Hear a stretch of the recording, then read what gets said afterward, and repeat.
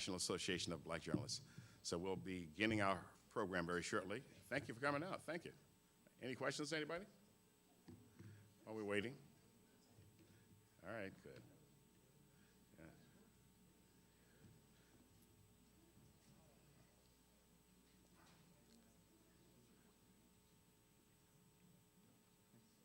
It's okay.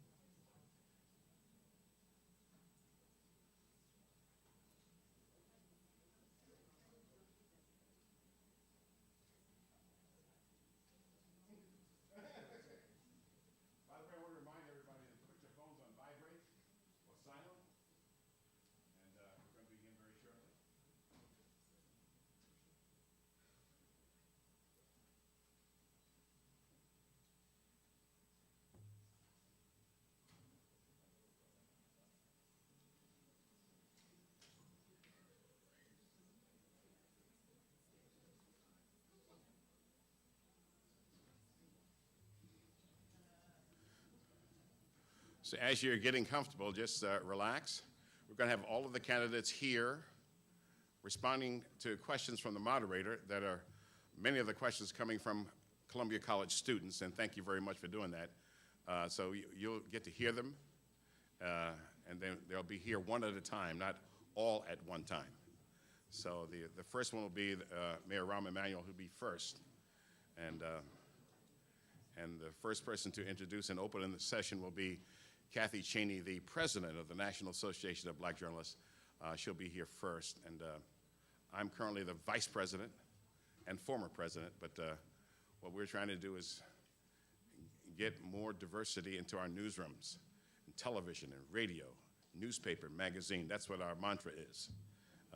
We were founded 30 years ago by John H. Johnson, Bob Johnson, and Vernon Jarrett and Max Robinson, because there was very few people of color in our newsrooms or women in our newsrooms.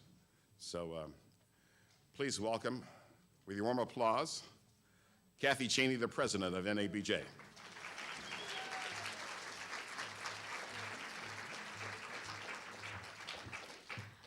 Welcome to our Mayoral Forum. I'm Kathy Cheney. I'm with WBZ, and I'm the chapter president of the National Association of Black Journalists.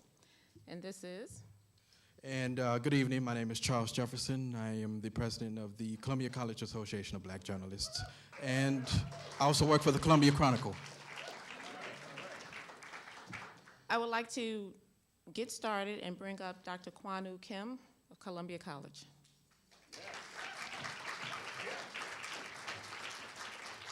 Thank you and good evening. Welcome to you all.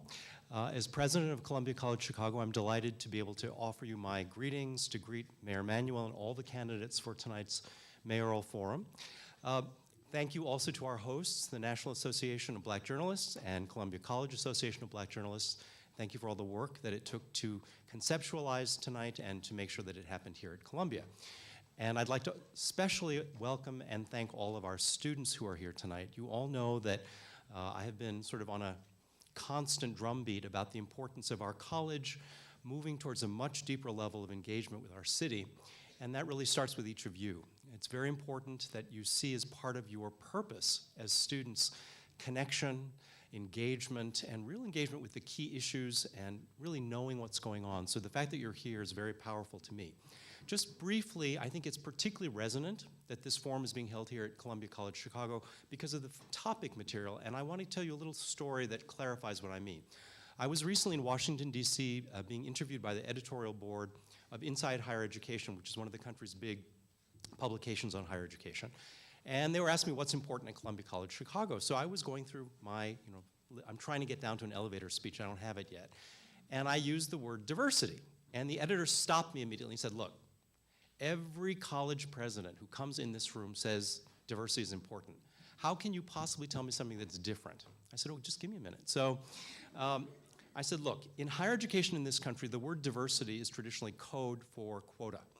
And usually what institutions mean by diversity is the ability to publish lists of how many purple people, how many pink people, how many polka dotted people, without any real, and that's diversity. And what I told him was, at Columbia College Chicago, we fundamentally believe that if we do not succeed in building an environment which is diverse and a community which is inclusive, we cannot deliver our educational mission. If we surround our students with sameness, we will send them out into the world with an attitude of replication. And that it is only by honoring the power of difference that we create the possibility that our students will be creators and makers in the future. So the editor looked at me, thank you, and he said, yeah, that's kind of different. And I said, there's one other thing that I want you to know. We're also exploring what diversity looks like in the curriculum at Columbia. We're not there yet, but we're asking the question, how do you take a curriculum that's focused on creative practice and open it up to really help young people understand that there are multiple perspectives, multiple traditions that are all worth studying and need to be examined if a young person is going to develop their own authentic creative voice. So his comment to me was, yeah, you've convinced me it's different at Columbia College Chicago. So anyway, welcome to you all. I'm delighted you're here. Like you, I am very much looking forward to hearing tonight's discussion and conversation, and thank you very much.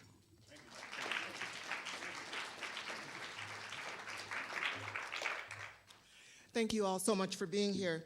As Art mentioned, the format tonight is that we will have each of the 5 mayoral candidates present to the organization and speak on whatever it is they want to speak on, recognizing they're speaking to people who are interested in issues of significance to the African American community.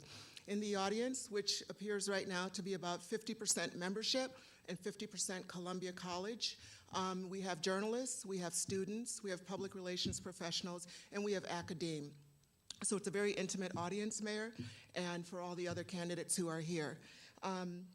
First of all, we'd like to bring to you, we're very honored for the commitment, Mayor Rahm Emanuel.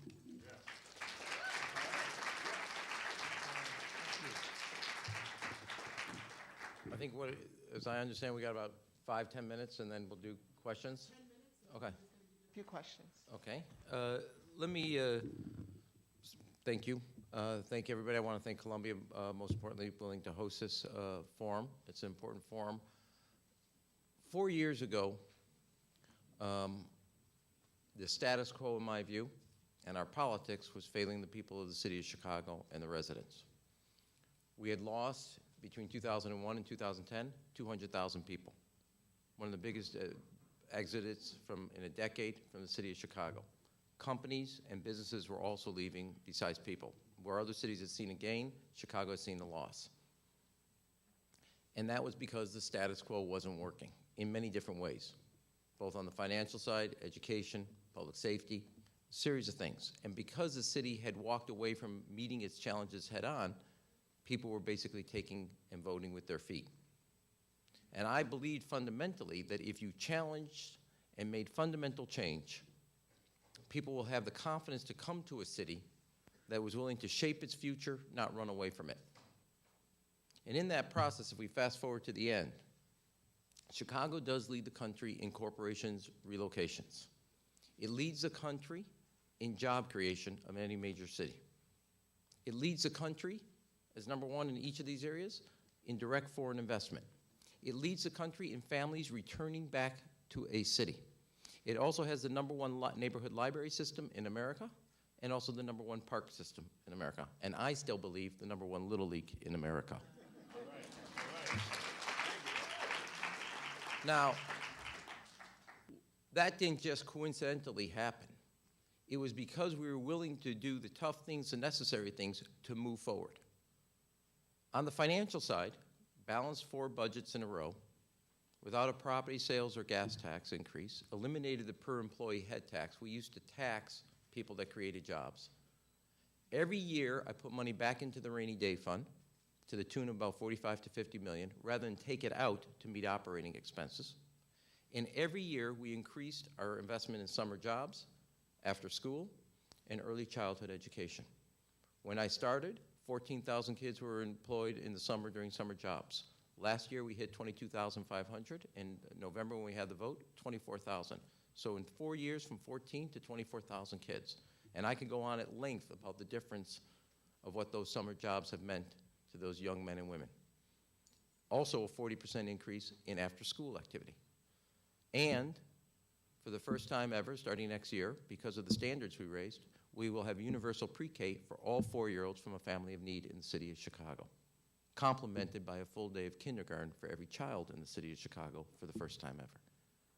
But that was putting our fiscal house in order, and also, both for the laborers and municipal fund, we resolved the pension questions, gave people the certainty there will be a retirement check there when they retire, did it in a responsible way, of which 2/3 of the savings are with reforms and efficiencies.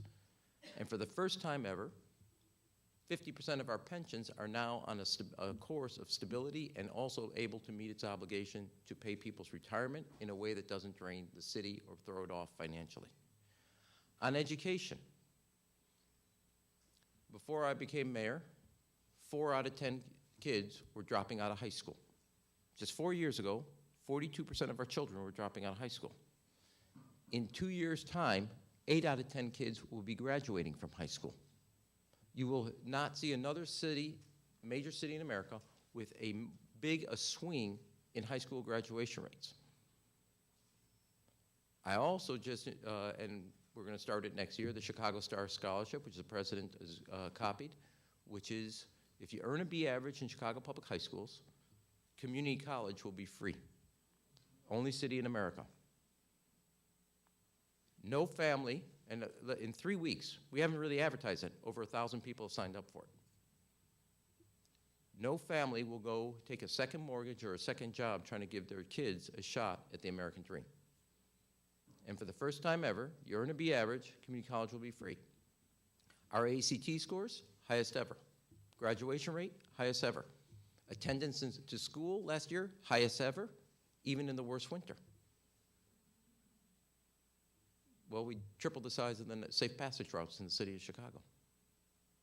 86,000 kids are now covered by it. We also have a near majority of our kids, for the first time ever, meeting or exceeding national standards in reading and math.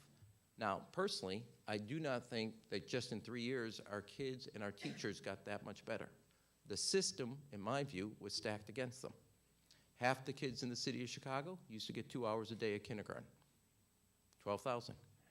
15,000 used to get 7 hours a day.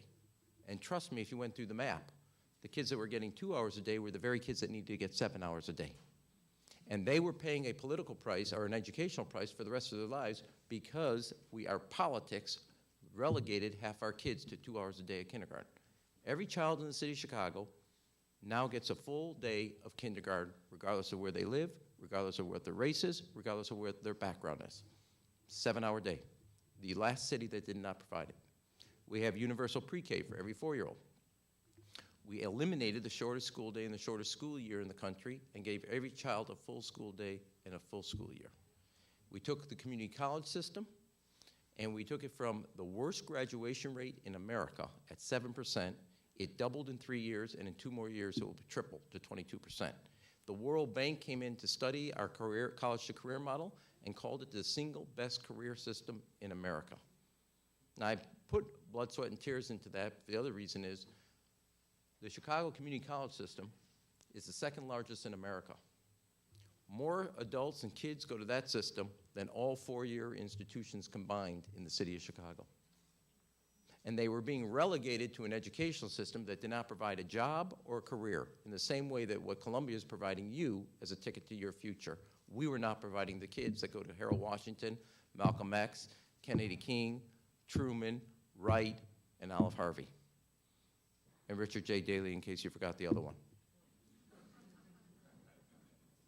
It's not only now that, but we're also now providing families free community college. And of the bulk of the 1,000, you should know, they're going there for 2 years so they can then transfer. So the parents can get their kids to a 4-year college with only having to pay for 2 years. And that is going to be the future to guaranteeing more and more kids get a chance at the middle class life and the middle class dream. I got 4 minutes. I got a lot to say in 4 years and 4 minutes. No, I got it. I'm going to take your questions, or as Henry Kissinger used to say, does anybody have any questions for my answers? That's a joke.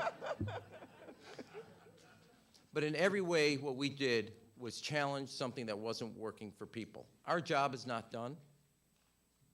We have a lot more work to do, but we're no longer running away from what we need to do. We're meeting our challenges head on.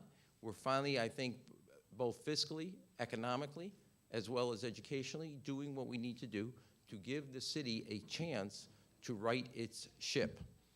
Now, the city of Chicago is known as the city that works. I will not rest until it works for everyone. Fundamentally about education, but I can go on also about what we're doing in our public transportation system, our libraries, our parks, and our public safety, because if those are the fundamental things that give the conditions for a neighborhood to grow economically, as well as a place for families to raise their kids. If we do the 5 basic fundamental investments right, public schools, public safety, public transportation, public parks, and public libraries, that creates the context, the platform for all the other things that you want to see in a neighborhood to succeed. Thank you. Stay here, stay here. I was giving you the mic. I'm mic'd up, okay. actually. Thank you so much, Mayor, and thanks for keeping it so succinct. We really, really appreciate it, and we know your time is very limited. So one of the first questions, we're just going to ask every candidate 3 questions, and the first question is tied to today's news, JRW. Wow. The entire city is heartbroken and we would like to know, what is your reaction to JRW? We heard you quoted all day saying how wonderful they were, how terrible this is. We want to know outright, do you think they should have been stripped of their championship, and is there anything that you can do about it? Yeah. Well, what I really think, given all the cameras, I don't think I should do, since this is a family-friendly audience. I don't want to really say it does warrant it. First of all, I called the president of the International Association of Little League, and I asked him personally to reverse this decision. I said that the kids that played, I said they revealed their character on the field and they revealed their character off the field. Now, I do want us to put all the recriminations aside. Do not forget the kids in this sense, not just that they revealed their character, both on and off the field. There's a reason they captured not just this city, they captured the country. They're true pros. And for them, you can say whatever you want to say in the sense of taking away what they did, but you can't take away the experience from them. This will be a life-transforming experience. I told the president, or the chairman, I don't know his title, of the International Little League, I said, the people you want to punish or hold accountable are not the kids. Your punishment is holding them accountable for other people's actions. I think you're teaching them exactly the wrong lesson. You want to teach these kids or hold people accountable? Hold the adults that did this accountable. Your actions are holding the kids accountable. This is exactly the wrong lesson of where accountability lies. I don't think I was persuasive given he wanted, I don't want to put words in his mouth, but let me just say, he thinks he has to be set a set of rules that are clear and unambiguous, not just for this moment, but for all other moments, and not bend. But I think his decision, I don't see him bending from that decision, but I picked up the phone and called and directly talked to him. Thank you. Second question is... Can I say one last thing? Sure. I do want us all to remember that, well, maybe some people do agree. I don't think anybody agrees with this decision. The kids will have this, the journey they had to Pennsylvania, they will always have. And that can never be taken away from them. Exactly. Sorry. Thank you. The second question is Obama Library. I don't think it's disputed that many people in the Black community feel that the Obama Library belongs in Chicago. And now with the word that the First Lady will make the final decision and that the First Lady has a preference for Harlem, New York, we want to know what it is that you are prepared to do to ensure that the Obama Library comes to Chicago. Well, let me just say, having been the President's Chief of Staff, I usually don't make it a goal to get between couples. I know that's not where the Chief of Staff goes or a friend. As my line, my view, and I really do believe this, it can be on the south side, it can be on the west side, but it cannot be on the upper west side. Okay? Cannot. This is too important. And the reason first of all, if we're going to talk about economic development throughout the city, and having worked on one presidential library in my life before, this is not just a library. This is hundreds and hundreds of millions of dollars of economic development, job creation. Just one example, not that it's going to, I don't know if it's going to be on the south side or west side. I want it to be in Chicago, the president picks where. But near Washington Park, there's already a developer buying property for development. That's exactly the stimulus you want from this. It's a transformative moment, which is why we can't let it go. Now, they raised questions. While I'm standing here, the Park District today, right now, is having the set of votes to do the things that I need them to do, so then the city, which is what the foundation wants to deal with, they don't want to deal with any other entity, they want to just deal with the city, to clarify and remove any barriers for their ability to pick Chicago. Can you say Now, tonight that you will not let that library slip through your fingers? Well, I will, let me say this. I started this job 6'2" and 250 pounds, and this is all I got left. I'm 148 dripping wet. The only reason I'm like dripping, I'm standing here is I did work in the White House, and I know what it's like to have a first lady. Now, I'm not sure that I believe everything, I don't mean to say this as much a journalist. I don't believe everything I read. What are you trying to say? I'm trying to say I don't believe everything y'all write, okay? And I've been in moments through my career of working in Congress, President Clinton, President Obama. I know you work at truth. work a little harder. So let me just say this. I don't believe everything I read. That said, I know what the foundation wants to see, and I'm going to make sure we get it done. Okay. Last question, because we know you have to Because go. this, and I will do everything I can so the president knows that this is where he started his career. There's a reason President Clinton put it in Little Rock. Jimmy Carter put it in Atlanta. Ronald Reagan put it in California. I'm not waiting for another president to come from the south side of Chicago to get a library here. Okay? All right, that'll be forever, right? Okay, last question. From the students here, many of the journalism students came up with some of the questions, and one of the questions they wanted to ask you is, there is a lack of hospital trauma centers on the south and west sides of Chicago. Students and young people, the 20-something generation, have been agitating and really, really working hard, protesting, meeting with the University of Chicago, and really trying to get a trauma center on the south or the west side of Chicago. What is your position on that particular issue that is of such interest to the young people, and what are you prepared to do about it? Well, first of all, I've already done things on it with the University of Chicago and the president. And I've been constant and regular conversations. I believe this is essential because of the need on the south side, which is a whole other topic, and I know we don't have time for. When they first presented their proposal in October, it was quite clear, and I told them, but as did others, so I'm not limited, that it was inadequate to the needs of the community. The U of C is working on a proposal now, and my view is that that will be public or become public. I don't want to put an exact time frame, but relatively soon. So you're saying that we may soon see a trauma center? I'm not in control of it. Why don't you go back to asking me to get between the president and the first lady again? I'm not in the control of it, but I do think that we have not heard the last of it. And I think the issue of a healthcare facility to address trauma is going to be addressed, and I know that they're working on it, but we're not there yet. Okay, thank you. Is there anything else you would like to say to the audience before you get off the stage? Sure.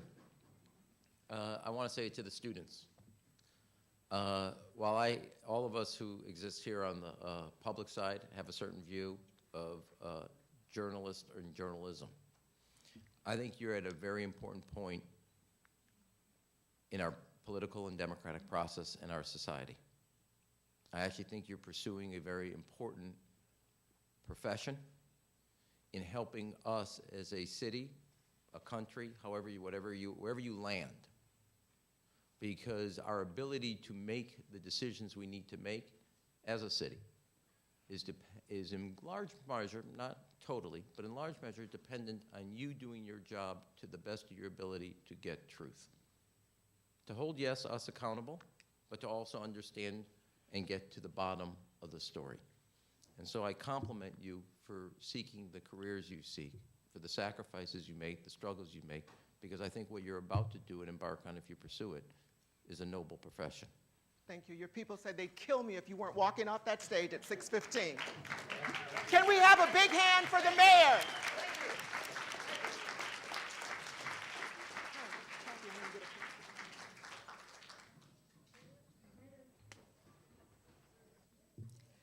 We are now ready for the second candidate. I'm going to give you guys a couple of seconds to settle down. My name is Dorothy Tucker. I'm a reporter for CBS 2 Chicago. Again, we are going to continue. Initially, we were going to kind of just ask just general questions, but as journalists, I know you will all understand the reason we are, of course, asking every candidate the question about JRW is because it is news of the day. It is my pleasure to bring to the stage our second mayoral candidate, Willie Wilson, businessman, entrepreneur. Mr. Wilson is the owner of a $60 million a year medical supply company, and he is running for mayor, and any minute he's going to walk through that door. But until he does walk through that door, I will continue and explain to everybody just how we came up with the idea of having a forum. We did not want to have a debate because we have seen a number of debates. We thought that this was a really good opportunity for us to bring each candidate up, to allow them some time and to allow them to answer questions, varied questions. Some of our questions will be based upon the past debates, especially yesterday's debate. But thank you so much. I was about to go on and tell you about my children or something. So, Mr. Wilson, welcome. We have introduced you so you can come to the stage, and please take this over.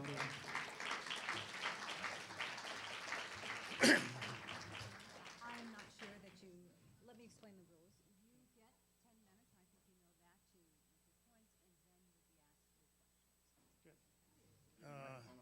I don't think, is my microphone on? My microphone is on. Ah, there we go. So where's the clock I look at? We right. do have a clock on you, so just go ahead. We'll let you know when All you're right, getting good. close to 10 minutes. Good evening, everybody. Good. As I always start out my conversation most of the time, thank the Lord for his amazing grace. So to all of the board of directors, people who's here, and to all the students, my name is Dr. Willie Wilson, and I'm running for mayor of the city of Chicago, right?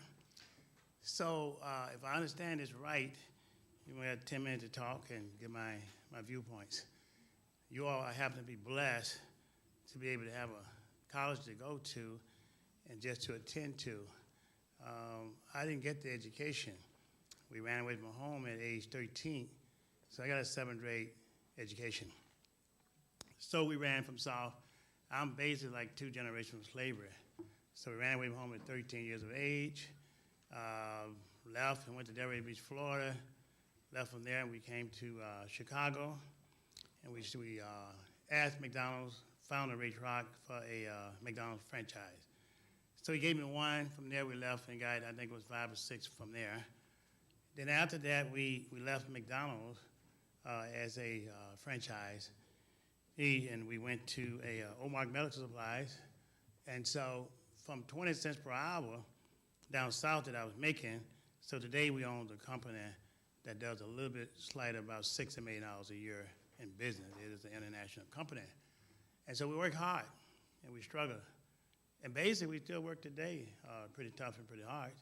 We basically work, except when I go to sleep, 24/7 almost, all right? But I do it because I love it, because we want to help people, We want to help everybody regardless of what color you happen to be. We understand the situation that there's African American, there's Asian, there's Hispanic, and there's other class and race of people in the United States. And there's problem, there's problem exists out here. You have to face them, and so you got to deal with some people say deal with the hand that you're dealt. The biggest thing about it, don't get bitter. Always be calm, always still treat the person nice, regardless of how that person treats you. You have to understand that everything's not done the way that you may feel. Most students get out of college that I associate myself with, and we're hired over probably my course at McDonald's and other opportunity that we're giving employees, probably over 25 to 30,000 employees. Some of them went to be doctors and lawyers and business people, But the point of it is that once you finish school and you get your degree, you need more than a degree in order to get the good jobs in the businesses, all right? Some people are fortunate to be able to do that. Some different race of people maybe get one faster than the other one. I'll just tell you, plain facts of life. Today, as I move around the country, move around the world, I understand the problem with race relationship. And so, but yet, we still won't get bitter about it. There's certain places that I won't go in Chicago after 6 or 7 o'clock at night. Certain places I won't go into the United States. Although we have the dollars that we can do what we want to do as far as money-wise, but for as safety-wise, I don't do it. I understand from where I came, but it still exists. So I'm running for mayor to try to help bridge those gaps and bring things together, So what we have to realize is that we have to love everybody and do everything that we can do to help everybody. Public safety is a situation. Education out there is a priority. Economic development, economic empowerment. My recommendation is this: once you get out of school, not talk so much about getting a job with a major corporation, but talk about the entrepreneur that you take and be able to start your own business. Then the money can circulate back into your community. Now, education, again, won't do it by itself. So my suggestion would be, look, as your mayor, we would make sure that we set trade schools up in college as well as high school, all right? That way, you get out, say you like doing mechanic work, okay? Different trade, things like that. So when you get out of there, then you have a good trade along with a good education, then you can get a job or start a business. Now, you can get the education, but if you don't have the money to get into business, so you got another issue. As your mayor, I would set up an economic development fund. The economic development fund will give you the opportunity to borrow money, get into business, and get started with your life. The other thing that I would do would make sure that the vacant lots, some of those schools that was closed, you know, but the vacant lot and things like that, why not let the young people, anybody else want to go into business, buy it for $1. Start your business. Got the funds set up, you know, and get started out so you can raise a family and take care of a family. People don't need to make minimum wages. They need to make far more than minimum wages, all right? You need to make up in $70, $80, $100,000 a year or more, plus. If you're not making $100,000 a year or more, plus it's kind of hard to live in a nice neighborhood that you want to live in too, all right? So we'll start out things of that nature as well, all right? So I encourage entrepreneurship, and I guess that's obvious because I'm an entrepreneur, all right? So you want to make sure that you can control and dictate your own life. You know, working for somebody else is okay if you love that what you like doing. Everybody is not set out to be a business person, you know. In terms of myself, I didn't know what I was set out to be. I had to work to survive. I ended up in business, you know. So that's how you had the way I ended up doing. But looking down back through history and looking at the future, you know, people ask me today, say, where did you go to school? Where did you get your degree at? In college, I said, I didn't get a degree through college. They said, well, you look like you did. I said, my BA is born again, you know. That's what I always tell everybody, all right? Because it came from faith, all right, that encouraged me to do so. And if you happen to drop out of school for whatever reason, things of that nature, and I get ready to close on this, if you ever have to drop out of school, don't think you can't make it. You know, people say, okay, I talk in a certain way. Well, I do. But if I wanted to hire somebody to teach me, I got enough money to do that. Just pick the problem, okay? All right? But I don't want to do that because we have people out here that haven't got the opportunity to get a good education. You know, more than 75% of America doesn't get the good education or the good schools, you know. So I want to stay on a level with them. When I get to be mayor, I would do this. We'll have people who have education, the people who have in between, and the people who sleep down, drown on WACA, because we can learn from them. We all can learn together. Amen. Perfect note to end on. You have criticized the mayor a number of times, just as you touched on this evening, about closing the 50 schools. So our question to you is, if you were elected, would you reopen those 50 public schools? If so, how would you pay for it? How many would you open? Well, the decision won't be mine to how many we open up. The decision would be to the community. You always understand you have to communicate with people if you're going to be successful in life, if you're going to live among people, all right? So you have to always communicate. We'll communicate with the student, the teachers, and the community. We'll then decide, let's say we decide to open up 50% of those schools. I believe it was 50 schools that was closed. And by the way, 88% of them was in the African-American community, 10% Latina, 2% other. So we will decide that together. Now, how we do this here and getting the fund, you don't raise taxes on people who losing their homes. I hate taxes, okay?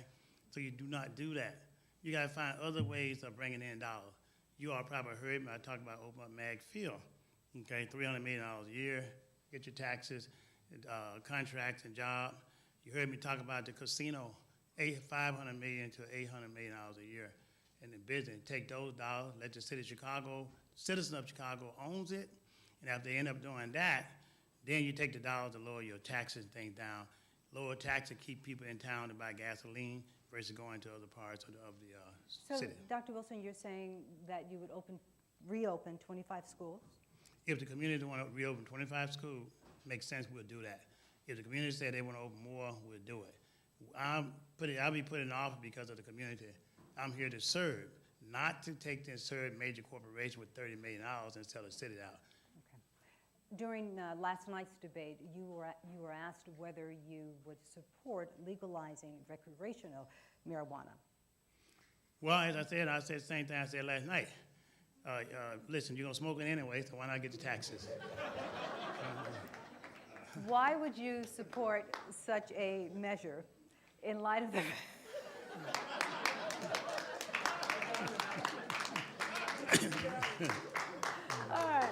All right, on a serious note, why would you support such a measure in light of the fact that critics say that marijuana is a gateway drug to more serious drugs? Well, you know, look at it this way.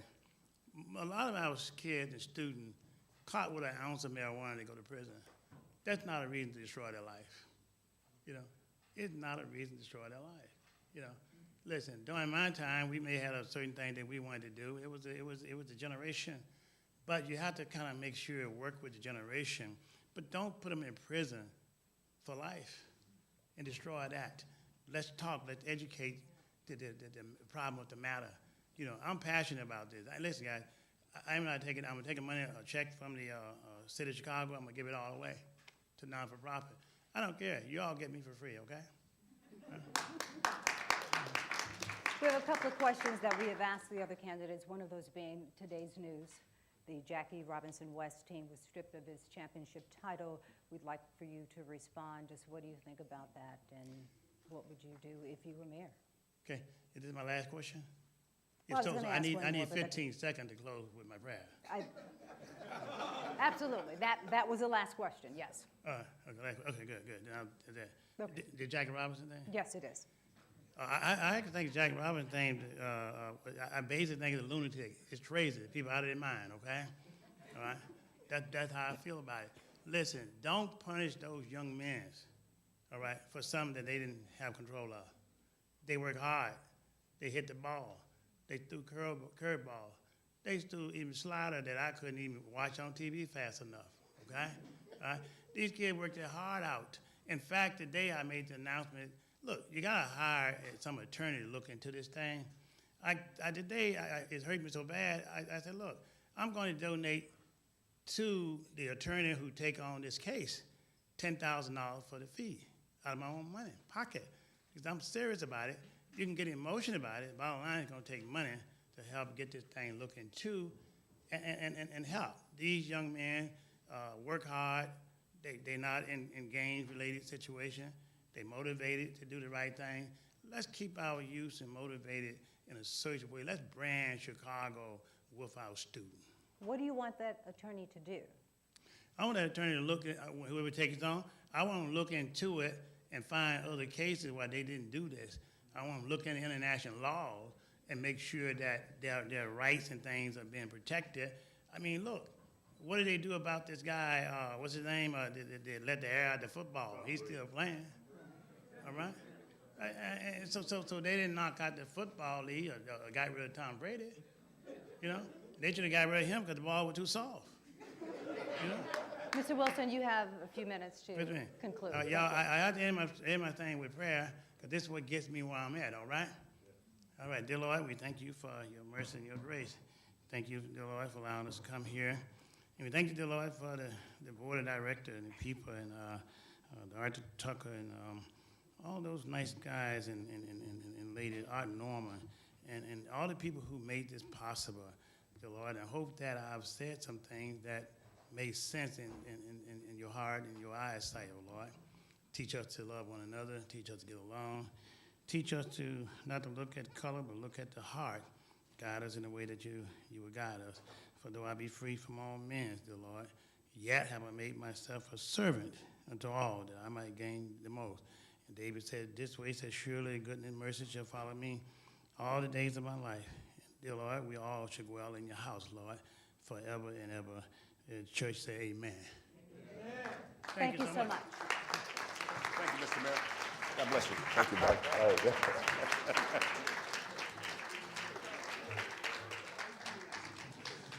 We've got three more candidates coming up. Our next candidate, by the way, we just want to remind you that if you just got here, make sure your phone is on vibrate. We want to make sure that's happening. We want to thank the Columbia College staff and team and their security detail for making this wonderful event possible. And we're going to, here's our format. We give them 10 minutes when they walk in the room. They get 10 minutes to talk to you. Then we got 3 questions. We may slip in 2 or 3 extras. But we're going to start with 3. One of them is going to be a news of the day question, which is with the Jackie Robinson All-Star. We're going to add that, use that editorial discretion to add that one question. Those kinds of questions are relevant to what's happening today. We're going to ask them, they've got 10 minutes, and then I'm going to read the questions, and some of the questions came from you, Columbia College students, journalism students.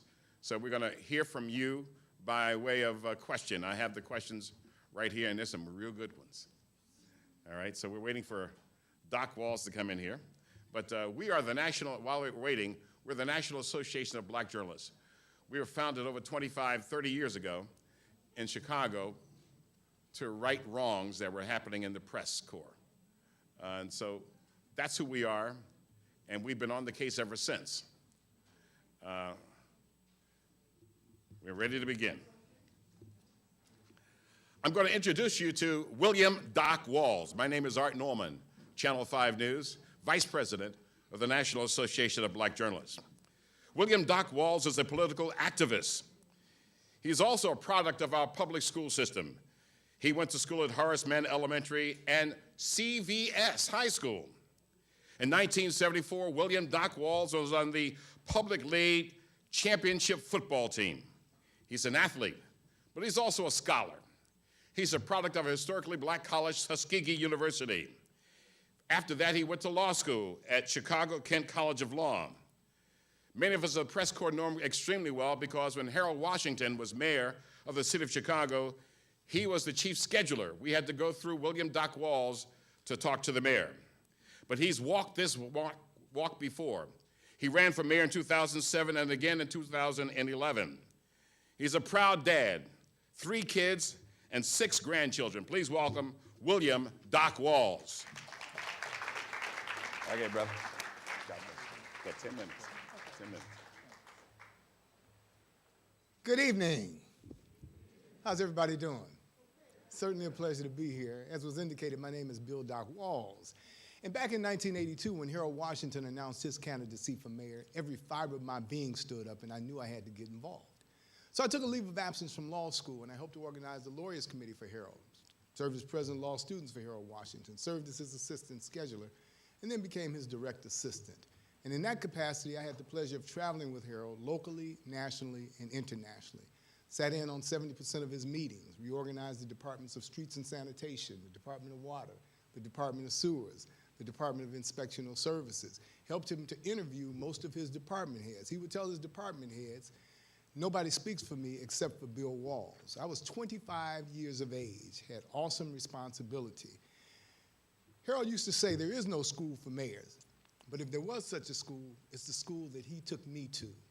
And I'm proud to stand here today as someone who's committed to making Chicago the place that it should be. Chicago is suffering. There are 2 Chicagos. There's a world-class Chicago and there's an underclass Chicago. That world-class Chicago is beautiful, it's safe, it's tourist-friendly, it's robust, it's full of resources and unlimited opportunities for the privileged few. That's the Chicago they love to brag about and showcase in the magazine. And then there's that underclass Chicago, decaying neighborhoods, unsafe streets, people dodging potholes and bullets, abusive trigger-happy police, inferior city services, no jobs, no schools, no parks, no economic development, food deserts, slumlords, gas and electricity shut-offs, real life, red light cameras, blue light cameras, speed zone cameras, potholes everywhere, vacant lots everywhere by design. It's not accidental. So my job is to bring attention to those things that most people don't experience. If you live on the north, northwest, and southwest sides of the city of Chicago, chances are you think Chicago is wonderful. This is the place. If you live on the south side, west side, it's kind of depressing. 97% of the young black men walking through the streets are unemployed. Those young men are between the ages of 18 and 25. Many of them are fathers. And I was a father at the age of 16. It's very difficult to go to see your child, and the mother and the grandmother want to know where are the Pampers, where's the Enfamil. Eventually, you're out of answers, and it gets more and more difficult for you to see that child. It's also difficult being a child and having a parent, male or female, that's in jail, and that's a reality. There are 2 million black folks in jail. Many of them are in jail for life, but then you have in other penal systems, like the county jails and city jails, millions of others, about 5.5 million others around the United States of America. That's 7 million people in jail, incarcerated, or in the system, and there are only 35 million black folks in the entire United States. Many of those people who are in jail are child rearing age. So they're the fathers of these young children who are the subject of discussion when people say, where are their parents? Their parents are in jail. That's the system. We have a prison industrial complex that makes money off of putting people in jail. And you have a lot of black folks who become the victims of that system. This isn't the first time. From 1619 to 1865, we had 246 years of legalized slavery in America. It took the Underground Railroad, the Civil War, the suspension of the Constitution, the Emancipation Proclamation, and 2 constitutional amendments to end that shamefully brutal institution. And people go about their lives every day as though it doesn't matter. Then we had 12 years of Reconstruction, and blacks were able to elect other blacks to positions of power, but that didn't last long. Then we had 100 years of Jim Crow, and the monikers of Jim Crow were blacks have no rights, which whites are bound to respect. The order of the day was separate but equal. We're still going through the same kinds of things here in the city of Chicago because Chicago is the most racially segregated city in America by the numbers. 90% of blacks in Chicago live in just 22 of Chicago's 77 communities. And those communities are 96% black. We have 33 communities that are 90% white and only 5% black. Racial segregation is the order of the day. And it's the south and west sides that are black and the southwest, northwest, north sides that are white. And it's like 2 different cities with 2 different mayors.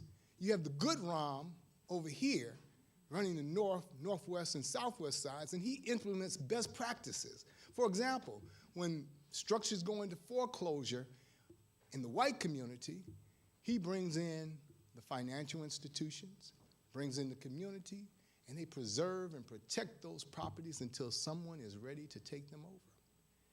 On the south and west sides, Rom has a program called Fast Track Demolition. They go in 3 weeks, they take a piece of property, board it up, put a red X on it, schedule it for demolition, and it's down in just a matter of another few weeks. So on the south side and west side, you have 13,500 vacant lots. Vacant lots don't generate any revenue. People don't pay property taxes because the city owns those vacant lots. And the city has to provide upkeep for those vacant lots and protect those vacant lots from vagrants and wrongdoers. On the northwest, southwest, and north side, we have 0 vacant lots. So That's just half the story. There's no economic development on the south and west sides of the city of Chicago. No grocery stores. There are food deserts in those 22 black communities. No fresh produce, fresh meat, no fresh dairy. You have mothers who are shopping in gas stations with their link cards. I want to get rid of link cards in the city of Chicago. I don't see any reason in this day and age that people should be learning and training their children to go and apply for public aid. Chicago has too much to offer. And if we treat everybody the same, if we treated everybody equally, if we developed each neighborhood on a mirror kind of basis, if we did the same thing on the south and west sides that we do on the north and northwest side, in the north side, in the south side and southwest side, Chicago would be a better place. And we'd be more competitive in this national and global economy. We cannot afford to lag behind the rest of the world. But as long as you have this drag on the south and west side, people unemployed, 44% of the people living below the poverty line. As long as you have an inferior system of education on the south and west sides, Chicago is going to continue to lag behind the rest of the world. We'll never be competitive. We live in a global economy. And today's global economy was made possible by the painstaking development of a global civil society. These were preachers and teachers and politicians and regular old family members and friends and consumers and companies who learned to communicate and cooperate with each other across all geographical, sociological, philosophical, ideological, political, all linguistic, all cultural barriers. They were determined to figure out who they were in life by comparing themselves to other people and making certain that the rest of the world wasn't getting ahead. And then along came the internet. And people lost their power. So then you had the 1% versus the 99%. Well, I'm fortunate that I represent the voice of the 99%. People who are just trying to get through life and be good to their neighbors. You know, so I fight for the homeless, the disadvantaged, the disabled, disconnected youth. I fight for our senior citizens. I fight for those people who live check to check. In a political race, that's almost a liability because those are the people without resources. So when they start talking about this person has $30 million, this person has $1.5 million, look at the people they represent. Rahm doesn't get $30 million from average people. He gets $30 million from the corporations who want to buy Chicago. The corporations who would like to get a hold of all those vacant lots and turn them into luxury high-rise buildings which generate millions of dollars a year. He gets money from those persons who would love to do business with the city of Chicago. You know, the city of Chicago is a place where the mayor makes millionaires and turns millionaires into billionaires. But it's usually those people that he knows, like, and trusts that benefits from that system. So we got a lot of work to do. I would never, as mayor of the city of Chicago, suggest that we engineer the migration or assimilation of blacks into the white communities. That would only serve to destabilize those communities. History has taught us that it wouldn't make sense to do that. Instead, what I'd love to do is stabilize and empower those persons living in the African American communities and the other underserved communities and rebuild those communities for their children with a commitment to diversity, inclusion, and mixed income communities. So, ladies and gentlemen, I'm ready to— I got some questions for you. Great. All right. Attorney Walls, we have a serious lack of trauma centers on the west and the south sides of Chicago. However, if a young black boy is shot on 111th Street in the Roseland community, he is maybe 25 minutes away from a trauma center because there is none on a nearby 111th Street. How do you fix that?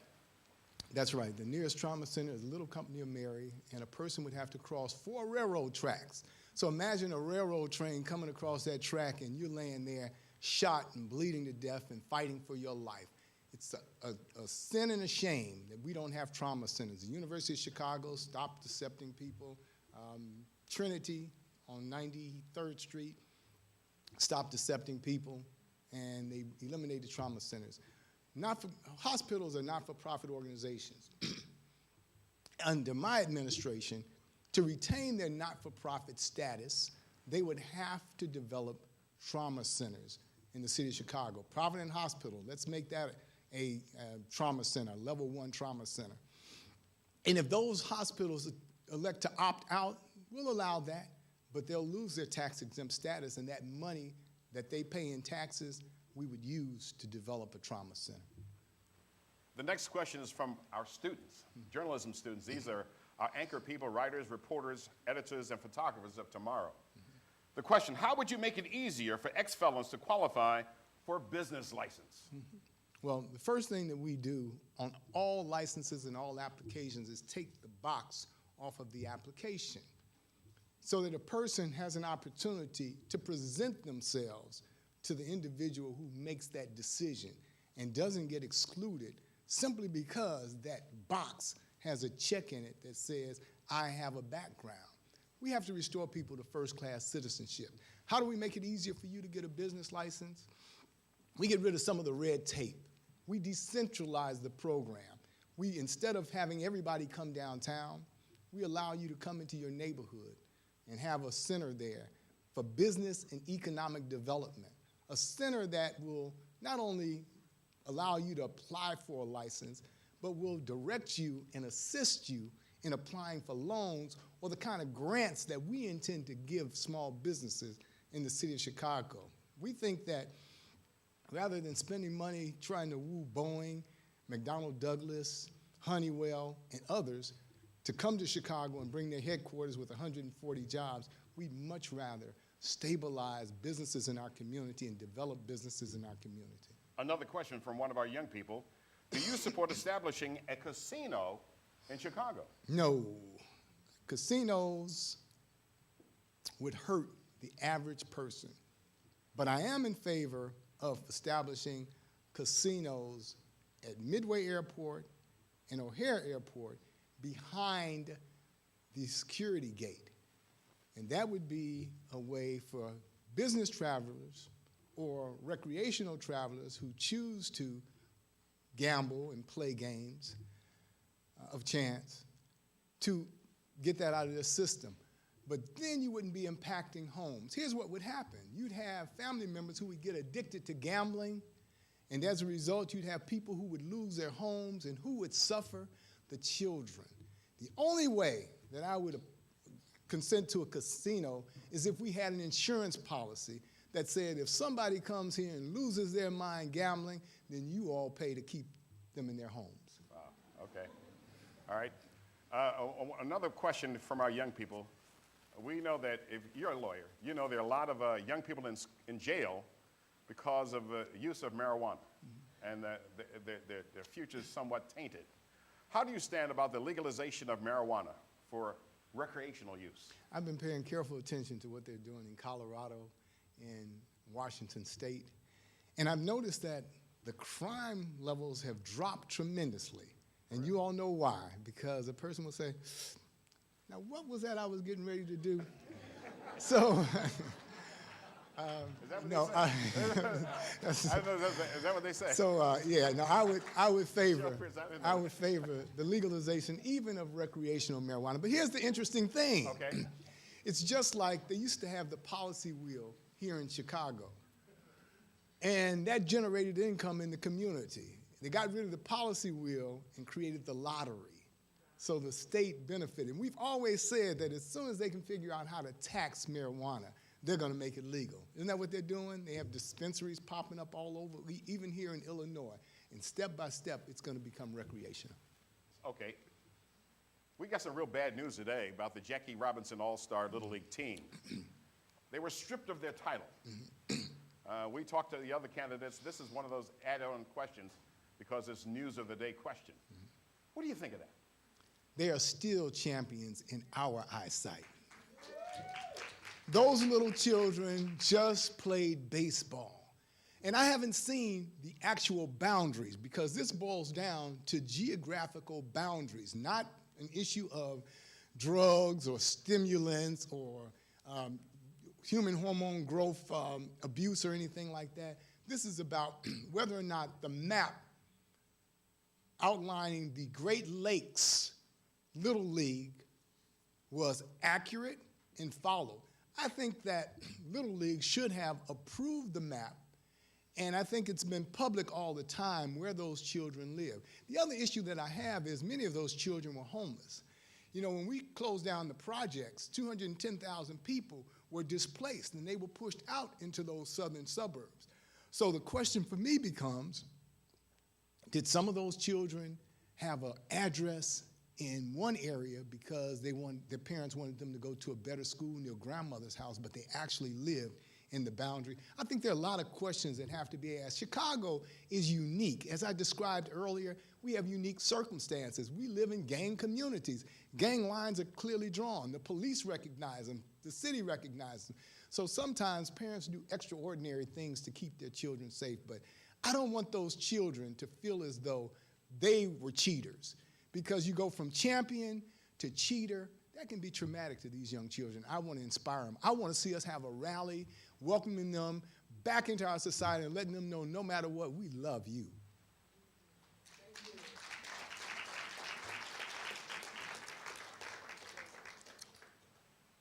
I got one more question.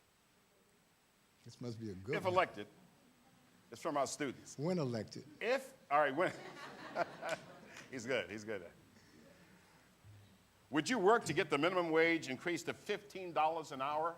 Absolutely. Not only that, it's most important for me to actually have some real jobs that will pay $15 an hour. I could promise you $100 an hour, but if then there are no jobs, that means absolutely nothing to you. And that's why we have two great economic development programs to create 100,000 self-perpetuating private sector jobs. And this is money that's already in place for spending at the discretion of the mayor. So we can do this the moment I take office. So go to my website, wallsformayor.com, wallsformayor.com, and look at our policies and see the kinds of things that we want to do for Chicago. And everybody, punch 5 to come alive. I'm off the hook. All right. Now, our format is you get the final say. Okay. You have the floor to yourself and talk to us about your final thoughts on this campaign. How long do I get? How long does he get, Madeline? He gets 5 minutes. 5 minutes. Oh, That's a long time now. Let's go. All right. So I can pick up where I left off earlier. No, the one thing about me is I love Chicago. I'm a Chicagoan. I grew up a young black male in Chicago, and I played sports, as Art indicated, and that took me all across the city of Chicago. I played cornerback in high school and safety in college at Tuskegee. I played 2 years for Tuskegee and used to alternate first team with an All-American. So I was pretty good. Wow. I had hopes of going pro, and then I had lung surgery, so that ended that. But, you know, I grew up, and I know the hard times that young African-American males have in this town. And that's not to discount anybody else's experience, because we all have different challenges. But it seems to be a true assault on young black men in this society, and we all need to come together and declare a truce. We have to bridge that gap between cops and community, tear down that wall that separates them. I want a young black man who says, I want to be a police officer, to be revered and respected and appreciated and applauded by their peers instead of looked down upon. You know, policing is a noble profession. You have to be brave and you have to be compassionate. And most police officers are all of those things. We have a few bad apples, and of course, they spoil the reputation of the others. I don't want young black men to feel as though they have nothing to live for, and so they're willing to do anything to anybody else. And if we don't take care of them, then we have incidents like we had this summer down at Navy Pier, where people are down there wilding out, and it's starting to spread from community to community. So you have to take care of the weakest link. I'm the only person who can unify this city only candidate for mayor, who can unify this city by promoting culture and diversity sensitivity amongst people of all ages, races, socioeconomic backgrounds, all religious persuasions, all sexual orientations, all physical and mental disabilities or limitations. I know what it takes to get these things done. I have the sensitivity to want to get those things done. That is my highest priority. making certain that everybody has a place in the city of Chicago. I was speaking earlier about how we're living in a global economy, and we can't simply discard one group of people and think that Chicago's going to be okay. The Brookings Institute indicated that among the cities in the world, Chicago ranks 203rd out of 300 cities. We have yet to reach the level that we were at prior to the recession in terms of GDP and in terms of employment. Those things are important. Chicago hasn't had an industry to call its own since the demise of the stockyards. And we're going downhill. The stockyards were everything to us, and then we got fancy. And we said, not in our backyard. I smell it all the way to 79th Street. So they closed down the stockyards, and everybody went to Gary, Indiana, to work in the steel mills. And then China out-hustled us, so the steel mill jobs went away, and people came back to Chicago without any skill and any ability to actually initiate economic development for themselves or in their community. And then the politics came into play. So Chicago is in bad, bad shape. And we've got a lot of work to do. One of the most major things that I'd like to do, how much more time? One more minute. One of the most major things that I need to do as mayor of the city of Chicago is transition Chicago from a debt-to-fund services revenue and expenditure system into a pay-as-you-go revenue and expenditure system. Right now, we do the equivalent of paying our bills with a credit card. That's like paying your rent with a credit card. We cannot continue to do that. So we have a program to transition Chicago and get to the point where we're paying as we go. Why? Because our debt service, that's the money that we have to pay in interest to bankers, this year alone is $900 million. It'll only grow worse. And that means that although we have a budget of $8.9 billion, we only have $8 billion to actually spend because $900 million goes to bankers. We have to turn those things around. Ladies and gentlemen, thank you very, very much. William Doc Walls, thank you. William Doc, nice job, nice job. Thank you very much. Thank you very much, thank you very much. William Doc Walls. We have another candidate, Mr. Chuy Garcia. But before he gets here, we have some announcements that we'd like to make right now. And I want you to welcome with your warm applause a young lady who, she's a former president of this organization. She's currently on the board of this organization. You probably recognize her name. She is the longtime managing editor of Ebony magazine, Lynn Norman. Make some noise, yes. And thanks to everyone for coming out to this Mayoral Forum this evening. Have you been enlightened? Of course you have. Let's give our candidates so far a warm round of applause. Please know that we have two other candidates,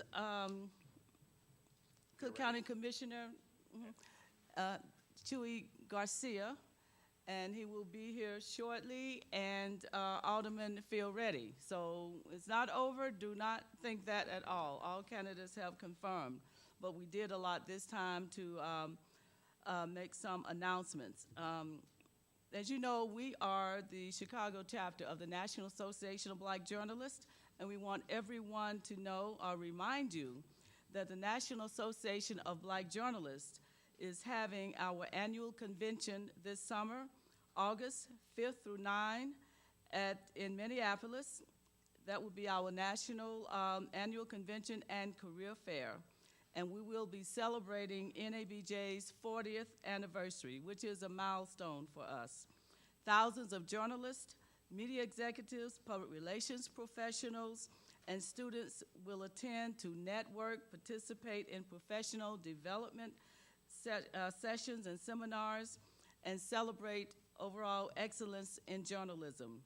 For details on the convention and to register, go to nabj.com, but put that on your calendar. If you're a journalism student even, if you have not been to the NABJ convention, that you are missing out on a vital element that will help you launch a stellar career. We also want to mention that it's not too early to make plans to be in Washington, D.C. on December 12th, 2015 for NABJ's Hall of Fame induction ceremony and our 40th anniversary celebration. The celebration, of course, will take place at our convention, but will continue on in D.C. on December the 12th. That event will take place at the museum, which is an incredible news museum in DC, located on Pennsylvania Avenue. December 12th is the actual anniversary date. The NABJ was founded in 1975 in Washington, D.C. So those are two important dates for you to remember. August 5 through 9, 2015 in Minneapolis, and December 12, 2015 in Washington, D.C. I want to now bring up again Dorothy Tucker, who has an announcement, and Gail Walker, our parliamentarian, will have an announcement as well. So Gail, can you make your way down, and Dorothy?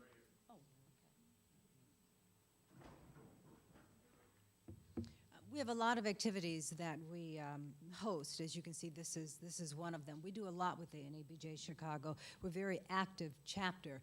In April, just a couple of months from now, we are going to be hosting an event at 1871, which is the tech incubator for Chicago.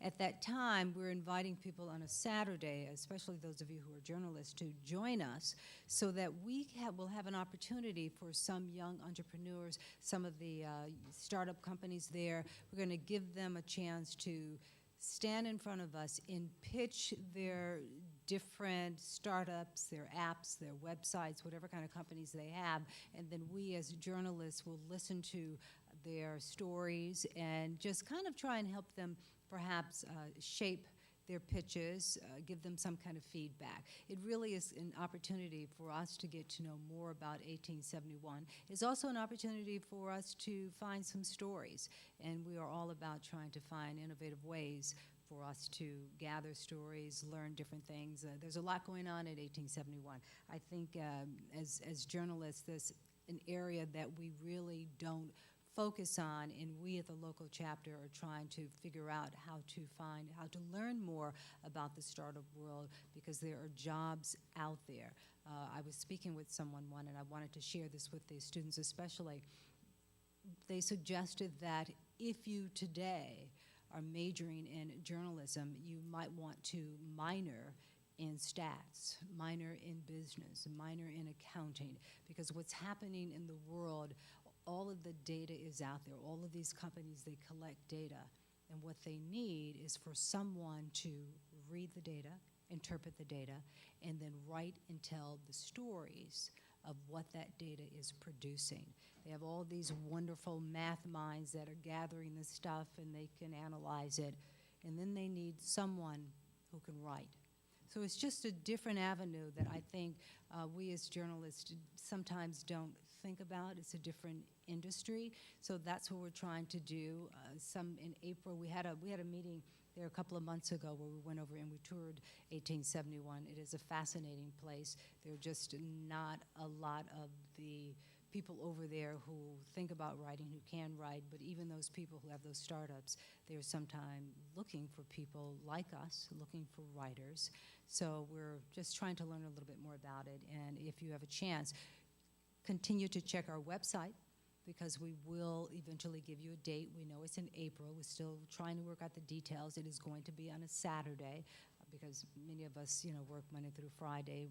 We also work on weekends, but there are more of us available on Saturday, so we'll have something on the website to tell you more about that sometime in April. Should I do the question? I'll let Gail talk first. We're going to take a couple of minutes and see if you guys think about this while Gail comes up. We talked to people about their questions. We know what questions we want to ask, but based on what the candidates have been saying today, we're kind of curious, is there a question that you feel that we have not asked that perhaps we should ask, and you want to take that opportunity to ask a question? I'm going to come around and let Gail speak now, Art, or, okay, I guess I'm not going to come around. You're going to stand up and tell me. What is the question that you would like to hear?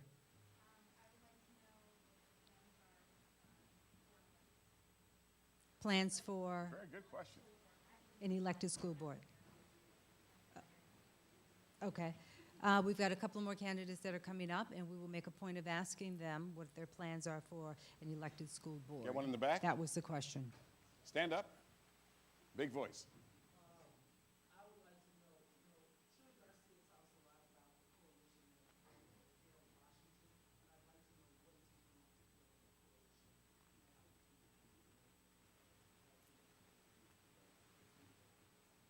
Okay. Thank you, yeah. The question was, for those of you we're streaming this, if you didn't hear it, what is Chuy Garcia doing to bridge a Black Latino coalition?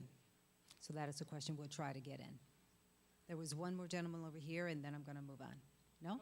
That was your question as well. Oh, great minds think alike.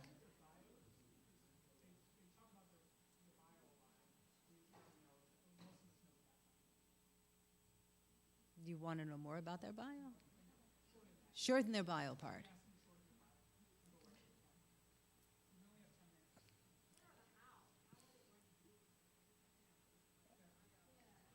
The how. Okay. They're asking, they want to know how. They want them not to talk as long about themselves. I think that one's going to be difficult, but, we'll try. Okay, go. Good evening. My name is Gail Walker, and as they've noted, I'm the parliamentarian and privileged to serve in that position for the chapter. As a result of our bylaws, I have a brief but important announcement to make with regard to administration of the election. Our bylaws provide a process for the election of the board of directors and the formal consideration and adoption of amendments to our bylaws and rules. The election takes place in 2-year intervals, and 2015 is an election year. As always, February kicks off the election season with this announcement. In the coming days, the nomination information will be posted on the chapter website. Members will receive an e-blast notice of the posting, and instructions for the process of nominating candidates and submitting proposed amendments will be included, along with a schedule of election activities. The election will, as always, take place at the annual meeting in May. The date, time, and location of the meeting will be provided in the notice. Please remember that only members in good standing can participate in the election, so please make sure that you are current with your membership dues. Thank you very much. That is the official announcement. Thank you.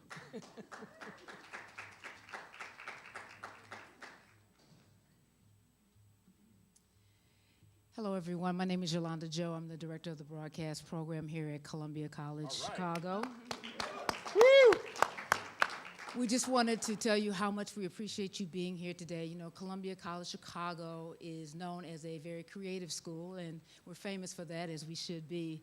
But we're also an intellectual school. We're a media school. We're a communication school. So we have a radio department here. We have the #1 college newspaper in the country. Our BJ program had more Emmy nominations than any other school. So we are thinkers, doers, actualizers. We try to be rigorous. We have these kinds of students here. So there were 17 students who are participating in this program today, from questions to the live streaming, to cameras, to doing the photography. So we wanted you to know that we love doing things here at Columbia College Chicago. We want you to think about us. And we have a fabulous program that we're launching in the fall. We will have a photojournalism major, the first one in the entire city. Wow. Bar none. We are going to have the journalism department, IAM, collaborative, the film department. Everyone is going to kind of push their energies into that new program. So it's going to be fabulous. We wanted you to know about it, tell your friends. And again, thank you for coming here at Columbia College Chicago. Now, Brenda will talk to you about a fabulous program that we also have called Columbia Links. That's for high school students. Brenda? Okay, thank you, Yolanda. Thank you very much. I'm going to be very quick because Cook County Commissioner Garcia is on his way and is in the building. Columbia Links is a high school journalism and news literacy program housed in the journalism department. It's been here since 2006, and basically we turned the classroom into a multimedia newsroom. Some of the Columbia Links students are here at this forum, but we are recruiting right now for our spring program. The deadline is Friday. And I have one important thing to tell you. Once teens are in the program and have accomplished the first round of workshops, they're selected to be on the investigative team, working with professional journalists who are investigative journalists. And this project that they tackled this summer was human trafficking, teens caught in the shadows. And this program has legs, you guys. The Chicago Park District called us and asked our teens if they would talk to their teens in the Chicago Park Districts, because traffickers are in the parks now. So we did our first foray on in Fuller Park on 45th and the Dan Ryan talking to 30 teens about the dangers of trafficking. And we're going to do 4 more sessions in Chicago Park District. So we want to give a really a round of applause for our high school students who really already have all kinds of things they're doing in high school. They're committed to this program. That program was over in the fall. So I want to say we had a wonderful R-Word lunch party last Friday, and so please look for that on our website, columbialinks.org. Thank you very much. Are we still waiting for Mr. Garcia? All right. We are still waiting for Mr. Garcia, and I found something that this is so pertinent to you guys, so you've got to take out. Is he here? Great, pen and paper. Let me say it anyway because it's real important. Today is February 11th, right? February 13th is the deadline for the NABJ scholarships. You need to apply for them if you are a student. We got an email today because they're still looking for applications. NABJ scholarships, they have anywhere from $2,500 to $3,000, $3,500 for journalism scholarships that are offered by the National Association of Black Journalists. That is not our local, that is our national organization, nabj.org.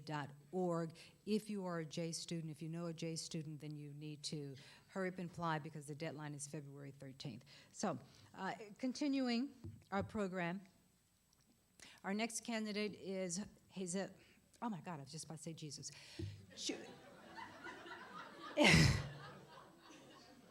Jesus Garcia, Cook County Commissioner and former alderman. Mr. Garcia is making his way to the stage. Thank you so much. You can come on up. We've introduced you. Please come up. We're ready for you.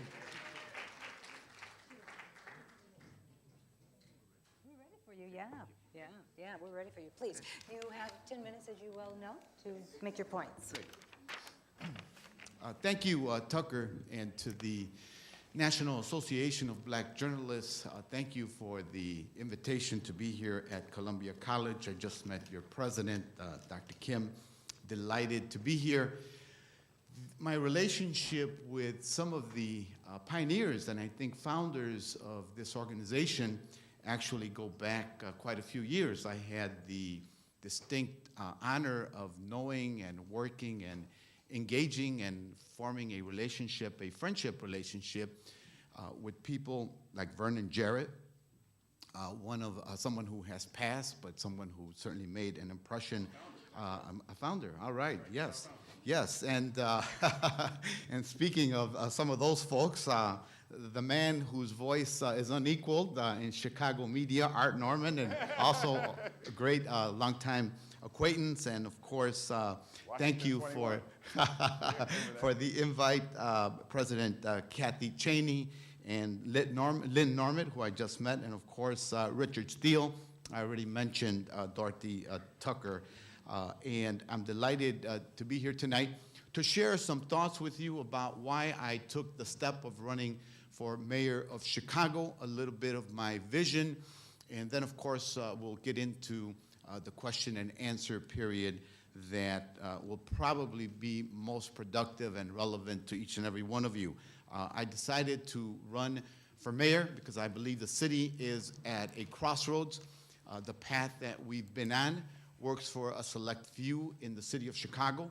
I'd like to put the city back, put it on a different path and a different road so that the city can prosper for everyone in the city of Chicago, particularly Chicago neighborhoods that have been left behind. I'm deeply rooted in Chicago neighborhoods, having lived in 2 neighborhoods since the time I arrived in Chicago in 1965. My passion for Chicago neighborhoods, for the entire city of Chicago, has been fueled by things that I learned along the way, having been inspired by people like Dr. Martin Luther King, Cesar Chavez, community activists throughout the city of Chicago. And building good, healthy communities has been a passion of mine through the years. I have become a community builder over that time. I have fought for social justice. I have been a practitioner of community development, addressing some of the most intractable issues that we face in many communities over many years, including violence in our communities, particularly as it relates to young people, addressing the challenge of how you develop and build good schools in the city of Chicago, particularly in low-income communities. We've done that in places like Little Village and many other communities where I was colleague to community builders that are also committed to making those things a reality and connecting communities across race, across ethnicity, across lines of faith, and really looking for common ground as to how we can put our city on a course that ensures equity for all, respect for people throughout the city of Chicago, for young people, for workers, for the homeless, for the disenfranchised in the city of Chicago. I decided to get into this race when it became clear that the person I was backing, Karen Lewis, would not be able to make the run. She called on me to think about it. I was, of course, surprised, but not totally taken aback, because for many years I considered the thought of how Chicago could work differently if there were someone on the fifth floor who could lead the city, embracing all of its people, tapping its assets and potential to make it a city that can truly work for everyone with guiding principles of equity, both economic and racial equity. As we have traveled over the past 3 and almost a half months in this journey to capture City Hall in the name of people throughout Chicago, I've learned much. I have met many great people who share that same passion and drive to want to see a different Chicago. It is essential that Chicago change course right now, and in order to make that happen, I believe that I'm the best suited candidate. Given my history in actual community building in Chicago, given my network of progressive community builders, given my work in philanthropy over the years, and of course, given my political learning and experience, having been a member of the Chicago City Council during the time when Harold Washington was elected mayor, prevailing in council wars and electing the most democratically and diverse administration in the city's history, in the state senate, standing up for important public policies that, of course, empowered racial minorities, women, and other disenfranchised groups in the Illinois Senate. And then more recently, over the past 4 years, as a member of the Cook County Board of Commissioners and Tony Preckwinkle's floor leader, where we took a government that was adrift, gave it purpose, set it on a new course, and won the respect of taxpayers throughout Cook County.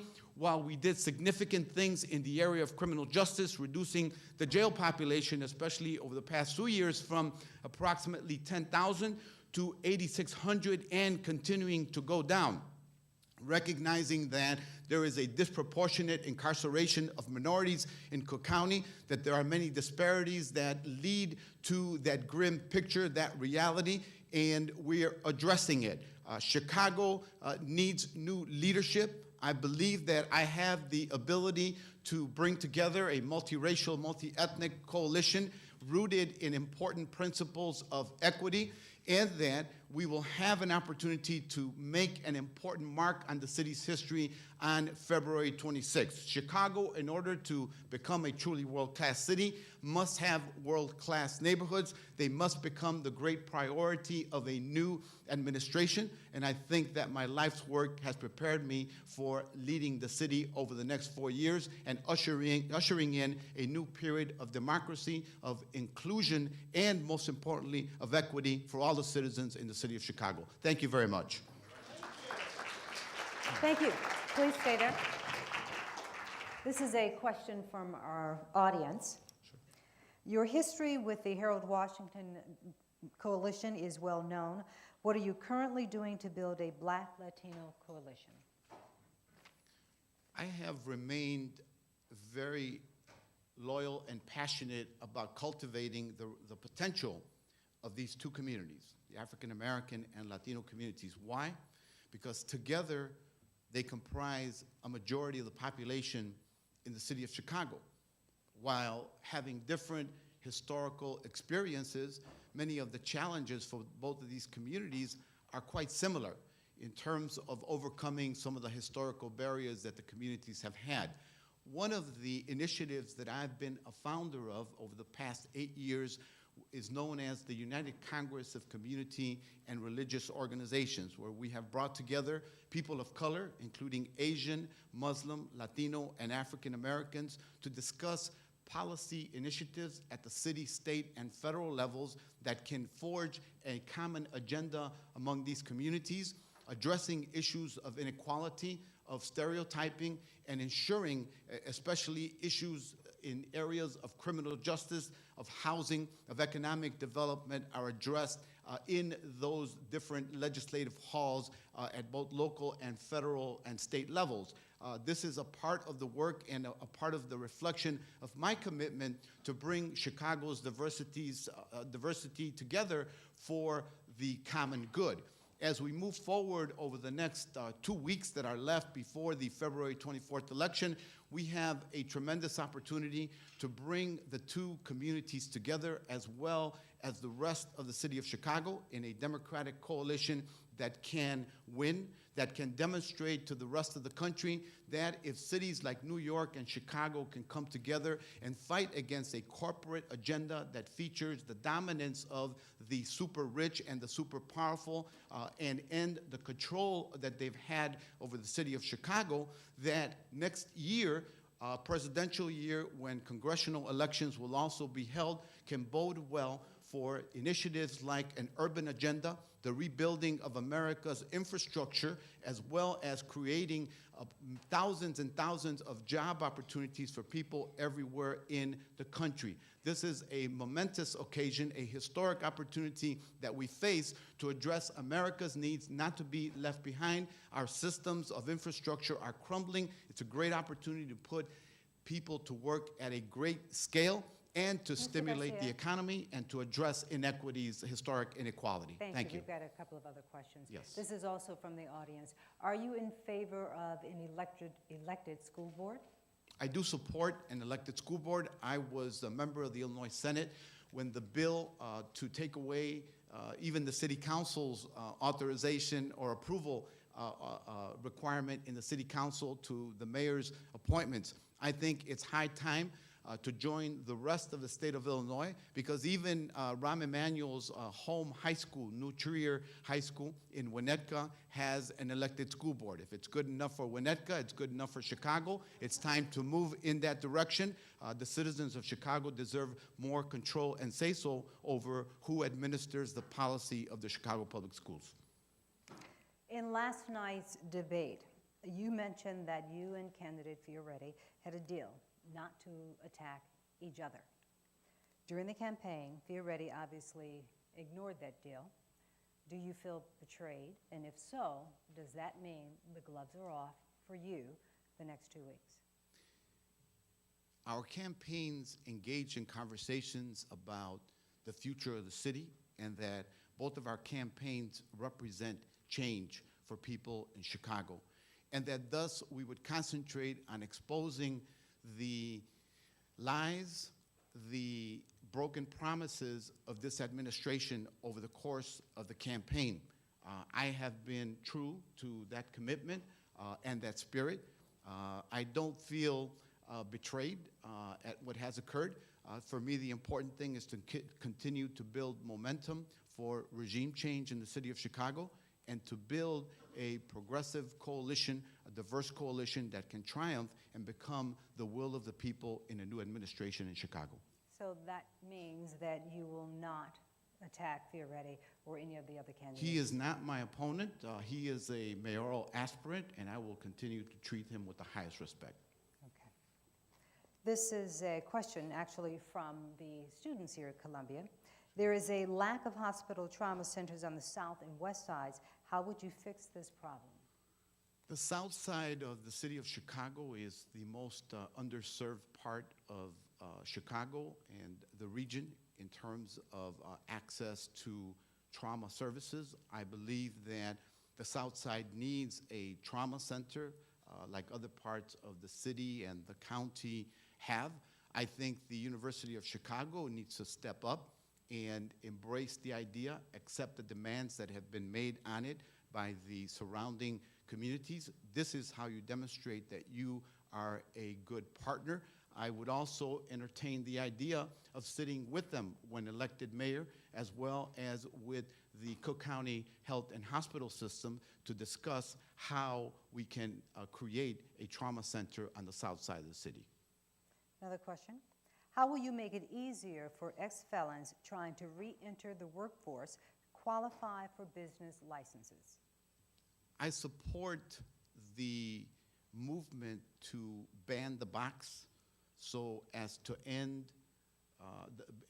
ban the box that asks employment applicants whether they have a conviction, because it keeps people, especially people who have been incarcerated, and the disproportionate impact on African Americans and Latino men in particular, from having a shot at getting a job. This continues to keep them in poverty.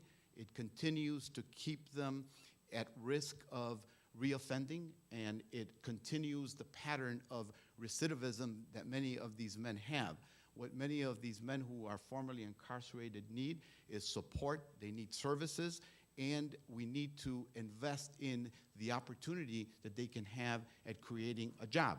I also would work with employers in the Chicagoland area to familiarize them with the potential that these potential employees have, the formerly incarcerated, and to work with groups that advocate with that population so as to create greater awareness and challenge employers to hire these individuals. We cannot move forward as a city or a society if we continue to discriminate against them and to ban them from being active participants in our economy, especially as it relates to employment. And it's also a well-known fact that African American men suffer the greatest levels of discrimination in employment consideration. We have just a couple more questions, if you don't mind, that we've asked the other candidates. One of them is the legalization of marijuana. You were asked that question during the debate, but where do you stand on the issue? Recreational marijuana, yes. I have stated on several occasions that I am open-minded on the subject, that Colorado and the experience in Colorado, a state that already took this step, is already there. I think there's lots to be learned from the Colorado experience, the effect on crime, the effect on health in terms of what happens in the future.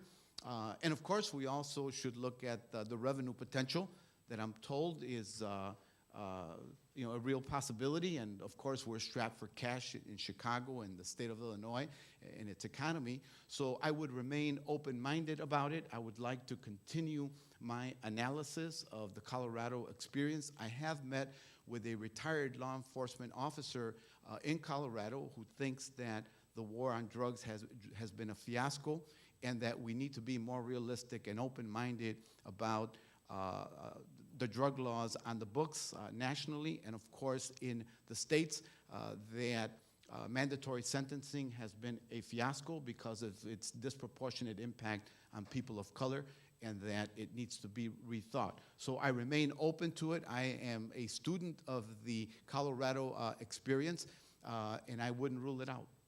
A student of the Colorado, experiment and experience, because some people are having an experience, I'm sure.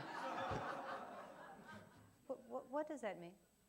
That means that I want to learn what happens in Colorado. I have heard some very positive versions of what's occurring there, but like I said, understanding the health impacts, understanding if there's any impairment when you drive, the public safety aspect of it, and of course, the impact of legalization on crime rates, whether it's a factor or non-factor, are things that I think we need to look at carefully. Do we have time for one more question, or should he make his final statement? Oh, and I should, Dorothy, point out that at Cook County, I think it was about a year and a half ago, we, recognizing the fiasco of the war on drugs and incarceration and the disproportionate implementation of laws on people of color, we authorized for tickets to be issued for small amounts of possession of marijuana on Cook County property, including Ms. the forest Garcia, you have a preserves. couple minutes to make some final closing statements. Closing? Yes. Thank you for the opportunity to share a few thoughts with you and my vision for the future of the city of Chicago. Again, I think that of the candidates that you are hearing from tonight, I'm the one that has the longest history of engaging communities, of being an organizer, being an advocate, being a founding executive director of a community development corporation. In other words, I understand the neighborhoods, I understand the issues, I have the experience to be the chief executive of the city of Chicago. My experience in Chicago City Council, the tough decisions that had to be made there, my experience in the Illinois Senate and understanding the relationship between the Illinois legislature and governor and the city of Chicago, the intergovernmental relationship is another important aspect of my experience. And then, of course, my insight into the workings of the executive branch as a floor leader of Cook County's Board of Commissioners under the leadership of Tony Preckwinkle have given me the understanding of the workings of the executive in terms of budget considerations, in terms of public policies, in terms of the legislative process, and most importantly, how to move the city forward with an agenda of equity and inclusion involving all of Chicago's communities, from the gay and lesbian community to the Asian community, the Polish community, Chicago's Latino and African American communities who comprise at least 60% of the population. The values that will guide my administration will be rooted in equity, in opportunity, openness, and especially in embracing all of Chicago's communities to participate in establishing a new set of priorities that will make Chicago thrive and achieve its greatness in the 21st century. Thank you very much.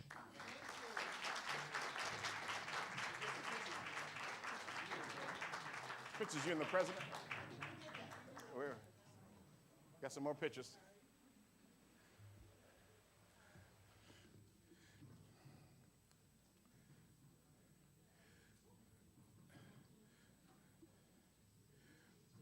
Our last candidate will be coming up very shortly.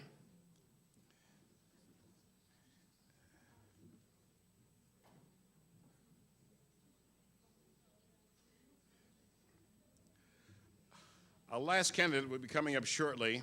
He is the Chicago Alderman, and he'll be here. We want to say thank you for being patient. This is we build this as a non-debate. Oh.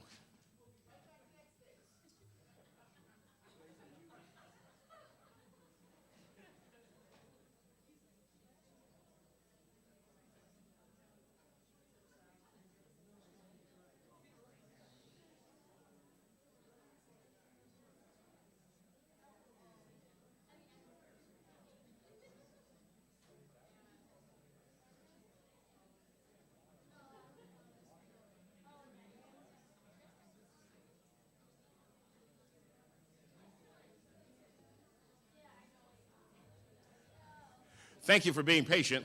Thank you for being patient.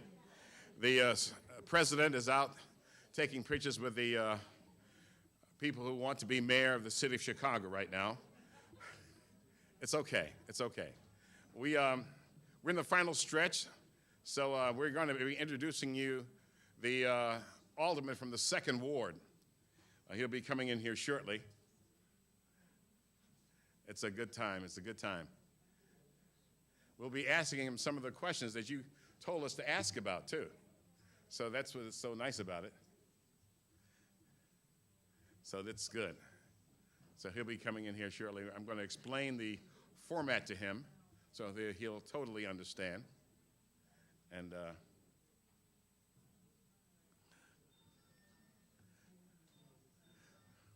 we once again like to thank Columbia College for making this edifice available to us tonight. Thank you, Mr. President. Thank you very much. It's a labor of love to be here tonight. It's a nice place.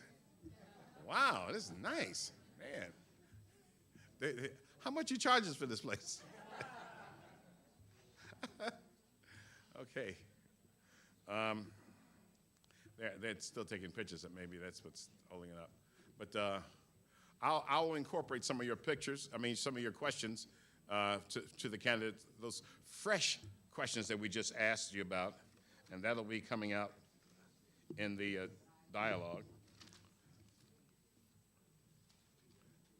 So have a seat, Mr. Alderman. Once again, my name is Art Norman, NBC News, Channel 5, Vice President of the National Association of Black Journalists and the former president. Our next candidate is the last candidate. His name is Bob Fioretti. He was born on the south side of Chicago, a descendant of a Polish mom and an Italian dad. He is very well known in the field of civil rights. He's a law school graduate from Northern Illinois University, and he pioneered some of the landmark cases for adoptions in this country, not just in Chicago, but all around the country. He is the alderman of the 2nd Ward, and according to the Friends of the Parks, which is no small organization, they called him the Legislator of the Year. That's by the Friends of the Park. And that's an organization that likes to highlight people who protect the environment. What's so cool about him, he spends a lot of time in the community doing not-for-profit events. When the Chicago Fire Department was raising money to pay for funerals and the police department paid for funerals, they needed elected officials to come to all-you-can-eat wing eating contest. And he showed up. I was there too. It was good. But a nice thing about our lawmaker, he's a big Blackhawks fan, and he grills in his backyard. It's kind of cool. Please welcome me, warm applause. 2nd Ward Alderman Bob Fioretti.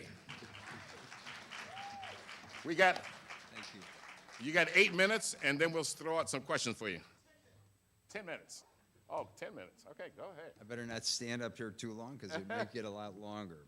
First of all, good evening, everybody. Good evening. I've got a couple of notes up here, but I don't know. Sometimes it's better to speak from the heart than talk about what we are doing.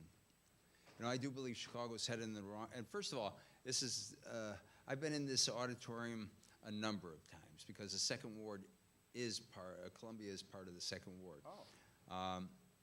And it depends on what you need under the old map or the new map. It's so if you want your garbage picked up, you got to see me. If you want zoning, you see another alderman.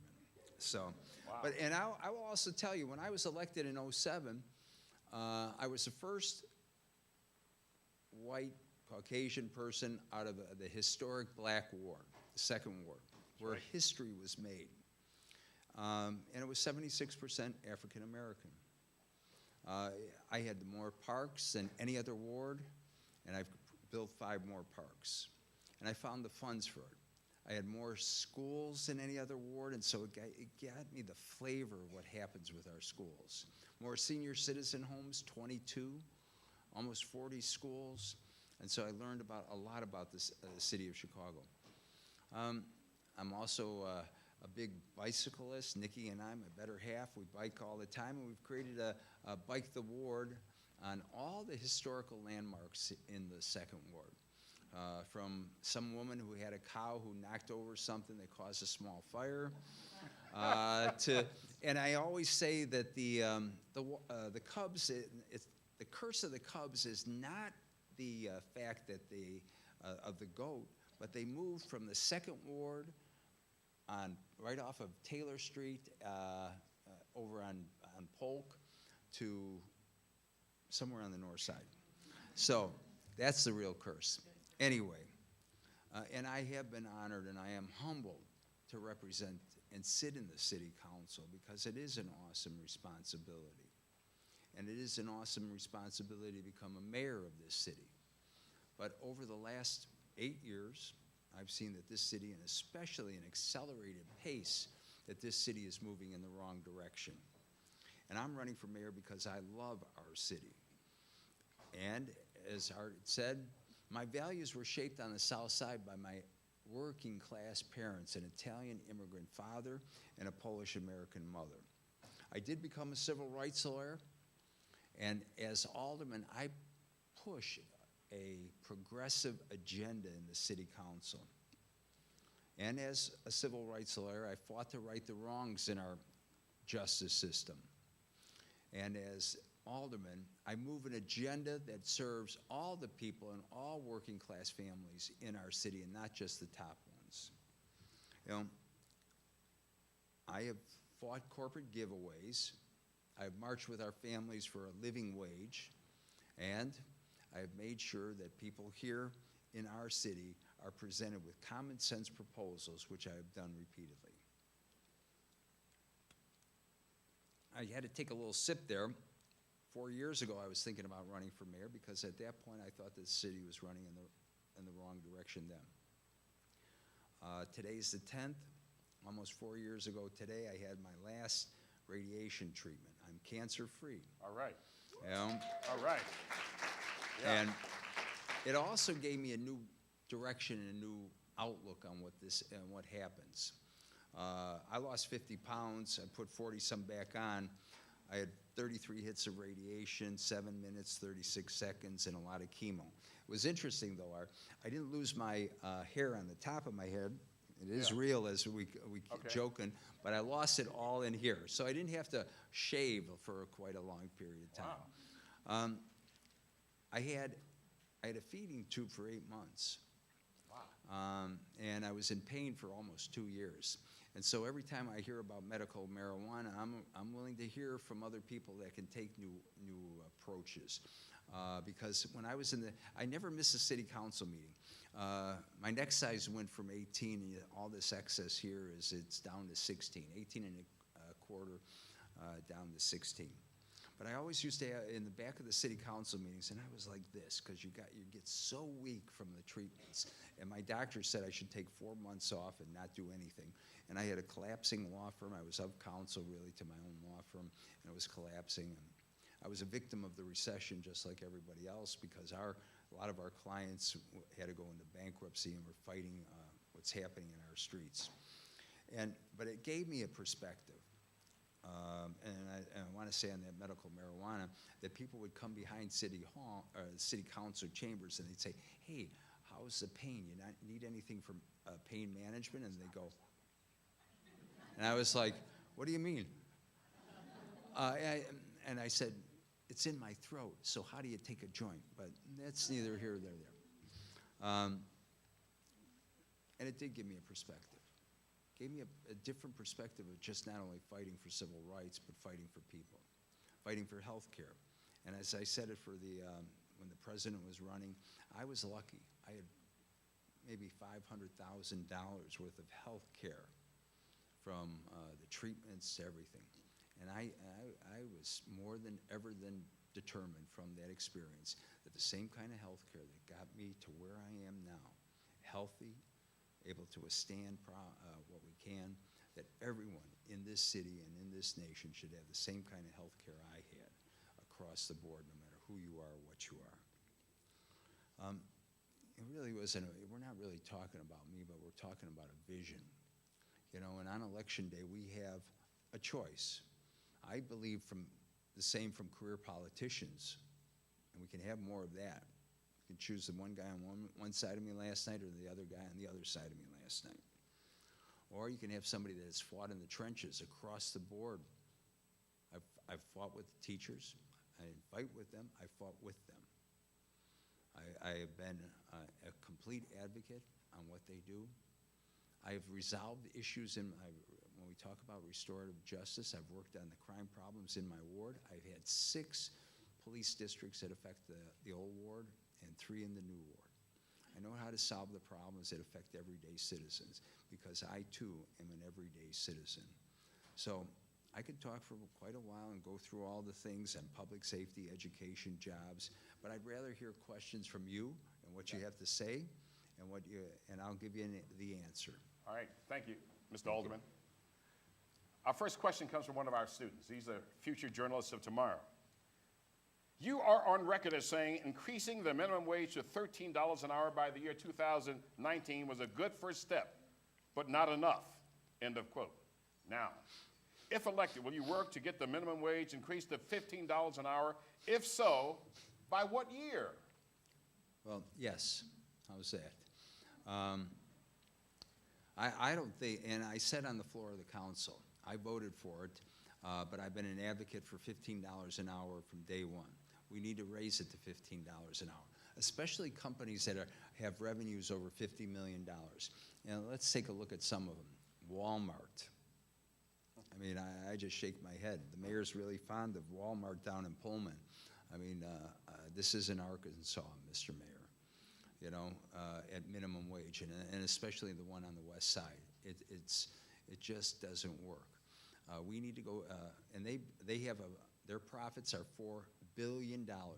McDonald's, $1 billion. Yum Candies, $1 billion. I want the minimum wage raised to $15 an hour now. I also said when I was sitting down and right before I looked at the mayor's floor leader, who also is chair of the workforce development, and I said, you know what? We need to raise it, but you need to work with small businesses that can't, and we've got to find ways to help small businesses at the same time. I'm waiting for the first meeting so they can start working with small businesses that need help here in this city, because those are the backbone of what this city's about. The city has this huge pension liability to fund its retired employees. You have proposed a commuter tax for those people working in the city and living outside the city, and reducing the size of city departments, especially in the mayor's office. What jobs would you eliminate from the mayor's office? This is from our students. Oh, there's a whole host of them. Uh-oh. Yeah. The unfortunate thing, especially if since everybody's in PR here, this mayor has almost assigned PR specialists and media specialists to every department. And they've raised the pay on those considerably. I think that's one way that we need to look at it, focus, bring them together. That's number one. Number two, I'm also on record, and it's not really sometimes not as clear, we need to get rid of, our city council needs to be downsized. Scott Wagasback and I introduced a legislation, a map that had 35 wards. And just by coincidence, it was almost two communities per ward. And it's 77,000 people per ward. That may be an ideal start, or we can look at the city of San Diego, which has 1.6. They only have 8 aldermen. LA, which has 3.2 million, they have 15 aldermen. And we're a lot lower than that, so we can be cutting. How do you stand on elected school board? I have been on record. Nobody ever had to twist my arm on it. One of the other candidates was just recently, after all these years in politics, decided that we should have an elected school board. I've been in favor of it. I've introduced legislation calling for it, resolutions with my other progressive members, and we've called for having it on the ballot the last 2 times, but the mayor has had it bottled up in Rules Committee. Where do you stand on, you talked about it briefly, about the use of marijuana for medical reasons. Where do you stand on the use of marijuana for recreational use? Well, first of all, I am in favor of a decriminalization. I don't know if that's the right word, because it's not legalization. We have on the books right now an ordinance that if you get a ticket. The problem with the ticket is, or the police officer can arrest you. And I will also say, the problem with our medical marijuana clinics, and this is where it becomes complex. Nobody's thought this out.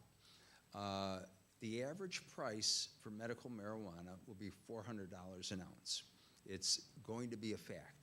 So if you've been, if you're one of the 60-some categories that needs medical marijuana, you go to the clinic, you have to pay cash, because there's this whole system under the federal government that has not allowed it to be illegal. Now, $400 an ounce is, I think it's pretty expensive. It's more than the street. So you're working stiff, you're trying to help your kid who, whether it's drops or what otherwise, how many times can you afford $400 an ounce? So now what you do is you go down to the corner and buy the marijuana. How can anybody, and if you get arrested, what's your defense? You know, it's a necessity. You see, this whole thing has been tangled up and handled wrong here in this state. And then the next thing, and I will tell you, Anybody? I had to speak in June. I was asked to speak at a conference here. We had 150 plus lawyers that came in from all over, the big companies. This is a $1 billion industry. And who do we give our first medical marijuana license to but a strip club owner in the city of Chicago? Now, is that right? Yeah. Mm-hmm. So now when we think about how complex this is getting, now you're buying from the kid on the street, and you can see the entanglements. We all know that communities of color are the ones that are getting arrested for this, and they're the ones now. How do we say to everybody who's been arrested, served time, got it on their record, can't get jobs? This is a very complex issue. It's not by giving out the medical marijuana. We need to come out and look at what we've done. And by the way, I want to see how many of these vendors that have the medical licenses, because there's the dispensary license and then there's the growing license. How many of them are giving to minorities, women, a breakdown across the board? I already know. They've come in to see me for locations, and I'm like, no way. You know, they haven't broken up their licenses. Your background is real indigenous to the black community. You've served us well as a civil rights lawyer. But tonight, many in the black community, in fact, all communities, are a little upset because of the stripping of the Jackie Robinson Little League Baseball team title. Where do you stand on that? And if you're a mayor and this happened under your watch, what would you do? Well, I did issue a press release today, and I wish I had it in front of me word for word. I am disappointed. It's to me, I grew up playing Little League in Roseland, as a matter of fact. Oh, wow. And if I just read it to the U.S. News and World Report, because I found my program from 1964 when I was playing there. And I remember the one catch when I had to go out and against the fence, and I had it like this, and I felt like I was Willie Mays when I made that catch. You know, I am disappointed. I'm not disappointed at the kids. You know, it wasn't their doing, but I am disappointed at the adults. And whichever way we look at it, you know, and it Should wasn't the kids have been thing. stripped? No. You know what? If we should have done something some other way, but it taught everybody a lesson. And see, it's like, to me, it's a punch in the stomach. It's taken the wind out of me. I mean, I was out watching it at one of the games at Ray Kroc Center. Nikki and I were sitting in the middle of State Street in the Chicago Theater because they had these screens there. And it was the most awesome. And those kids were about hope. They were about confidence. They brought not only did they bring our communities together in our city, but they brought our nation together. And I am disappointed about how sometimes adults treat things in this society. These kids were good kids. I met them all. I gave a speech on the day of, when they came to see the city council. But I tried to tell them, as I've told all of our winning teams, that it's not about what you've just done. It's really to get a good education, get out there, get involved with your community, get a good job, give back to your community. These kids are just beginning. I don't know how we're going to deal with it, how psychologically we're going to deal with those kids, because they really have, I mean, hell, I've only been to the White House a couple of times. I wasn't somebody's chief of staff. And I was invited by a few times. But to get invited to the White House because of what you did. So we need to make sure that we're going to help them. And whatever we can for those kids. And I'm not sure what we can do right now, but we need to help them. All right, our format is now we get to the point where you get to make closing remarks. You've got 5 minutes, and we want to say thank you very much for coming and supporting Columbia College and the National Association of Black Journalists. Thank you. Thank you, and thank you, everybody. I do have some other notes, and I'm going to try to think about what I really want to say in a closing, because I don't think you need to hear me for 5 minutes. You know, as I said, Chicago is moving in the wrong direction.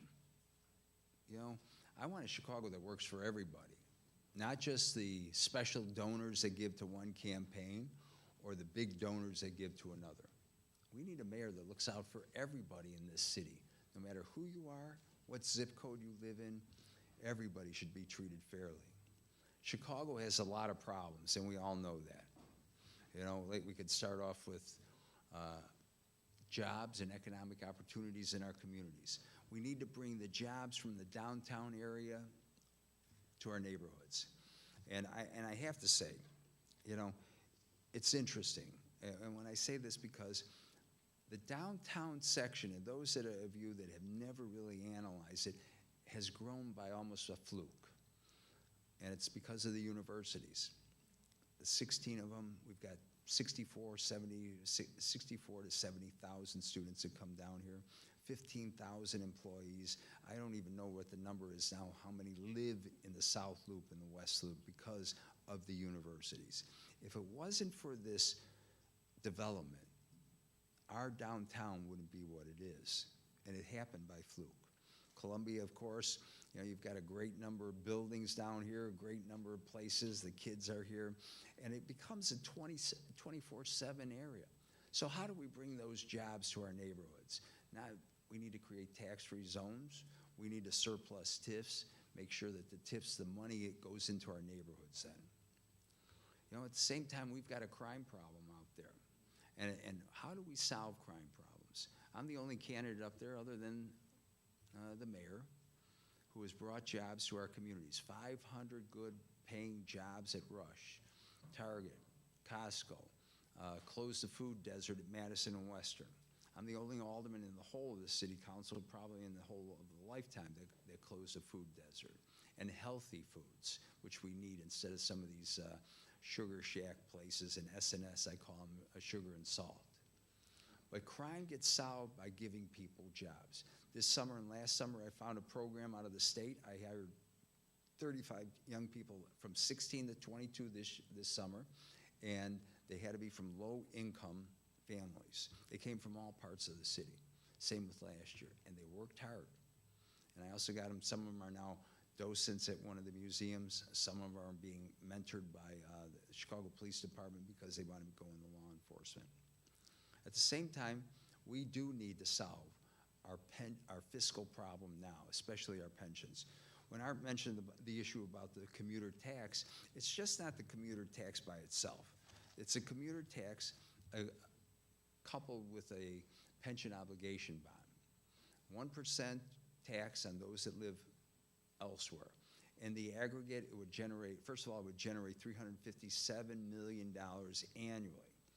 It's from those people that live elsewhere, from Milwaukee to Hammond to everywhere else. They make $30 billion in the aggregate, $30 billion per year. And they don't spend it here, they spend it in their own communities. We need to look also on how we get strong support for our neighborhood schools. We need to find the resources because that's going to be the only way that we're going to improve our school system. Income inequality is a driving issue and the underlying issue of this election, whether it's crime, education, or economic development. And why? I'll just give you one last example. I had two schools on two different Friday nights. One down here, 350 some students, K through 8. The parents' night made $117,000. The other school with about 200 more students on the far west side. Great principal, one of the best principals I've ever seen. Black and brown students. They had a parents' night, they barely made $5,000. It's because of what happens. And so how do you compete against that? Income inequality is the driving force, but we need to find the resources for our neighborhood schools. And if there is a political way, we can. Not by listening to what the mayor says, we need an elected school board. We need to get rid of people that are up there for political favoritism, who cut the inside deals to help their own corporations. They all have to go. Now, at the same time, when I started off about how we have a vision about safe streets and strong neighborhoods, it's about the small businesses that we must help, because those are the key for what we see. It's not the big companies that come in, the corporate headquarters and all that. It's by bringing in the little ones. So I want to say in closing that if you're happy with the way things are going in this city, because my vision is different from the mayor's, but if you're happy with the way things are going, then welcome to the 1%. If not, I need your vote on election day, because I can do it. We're going to change this direction. And my pledge to you is that every day I'm going to work hard for every community across this city to make this city the best city, because I do believe our better days are still ahead of us. Thank you, everybody. Chicago Alderman Bob Fioretti. Thank you very much. Nice job. Nice job. Good job. Boy, you don't need to stop by speaking. No, we thank you very much for coming out. Thank you. Thank you. Thank you, everyone, for coming out. And final words from our president, my leader, Kathy Cheney. Thank you to Dr. Kim, Columbia College, Yolanda Joe and her broadcast students, and the rest of the journalism department, Brenda Butler, Columbia Links. Have a safe trip home. Thank you, Dr. Kim. Thank you. And thank you to our executive board. Pat Arnold, thank you very much. Thank you very much. Thank you very much, Gail Walker. Thank you very much. Thank you, Lynn Normand. Thank you very much. Thank you, Brenda Butler. Thank you very much. It's still recording. Wow. Thank you, Columbia College. Wow, nice job, nice job. Nice job, nice job. Good handshake. Thank you for coming out. Thank you for coming out.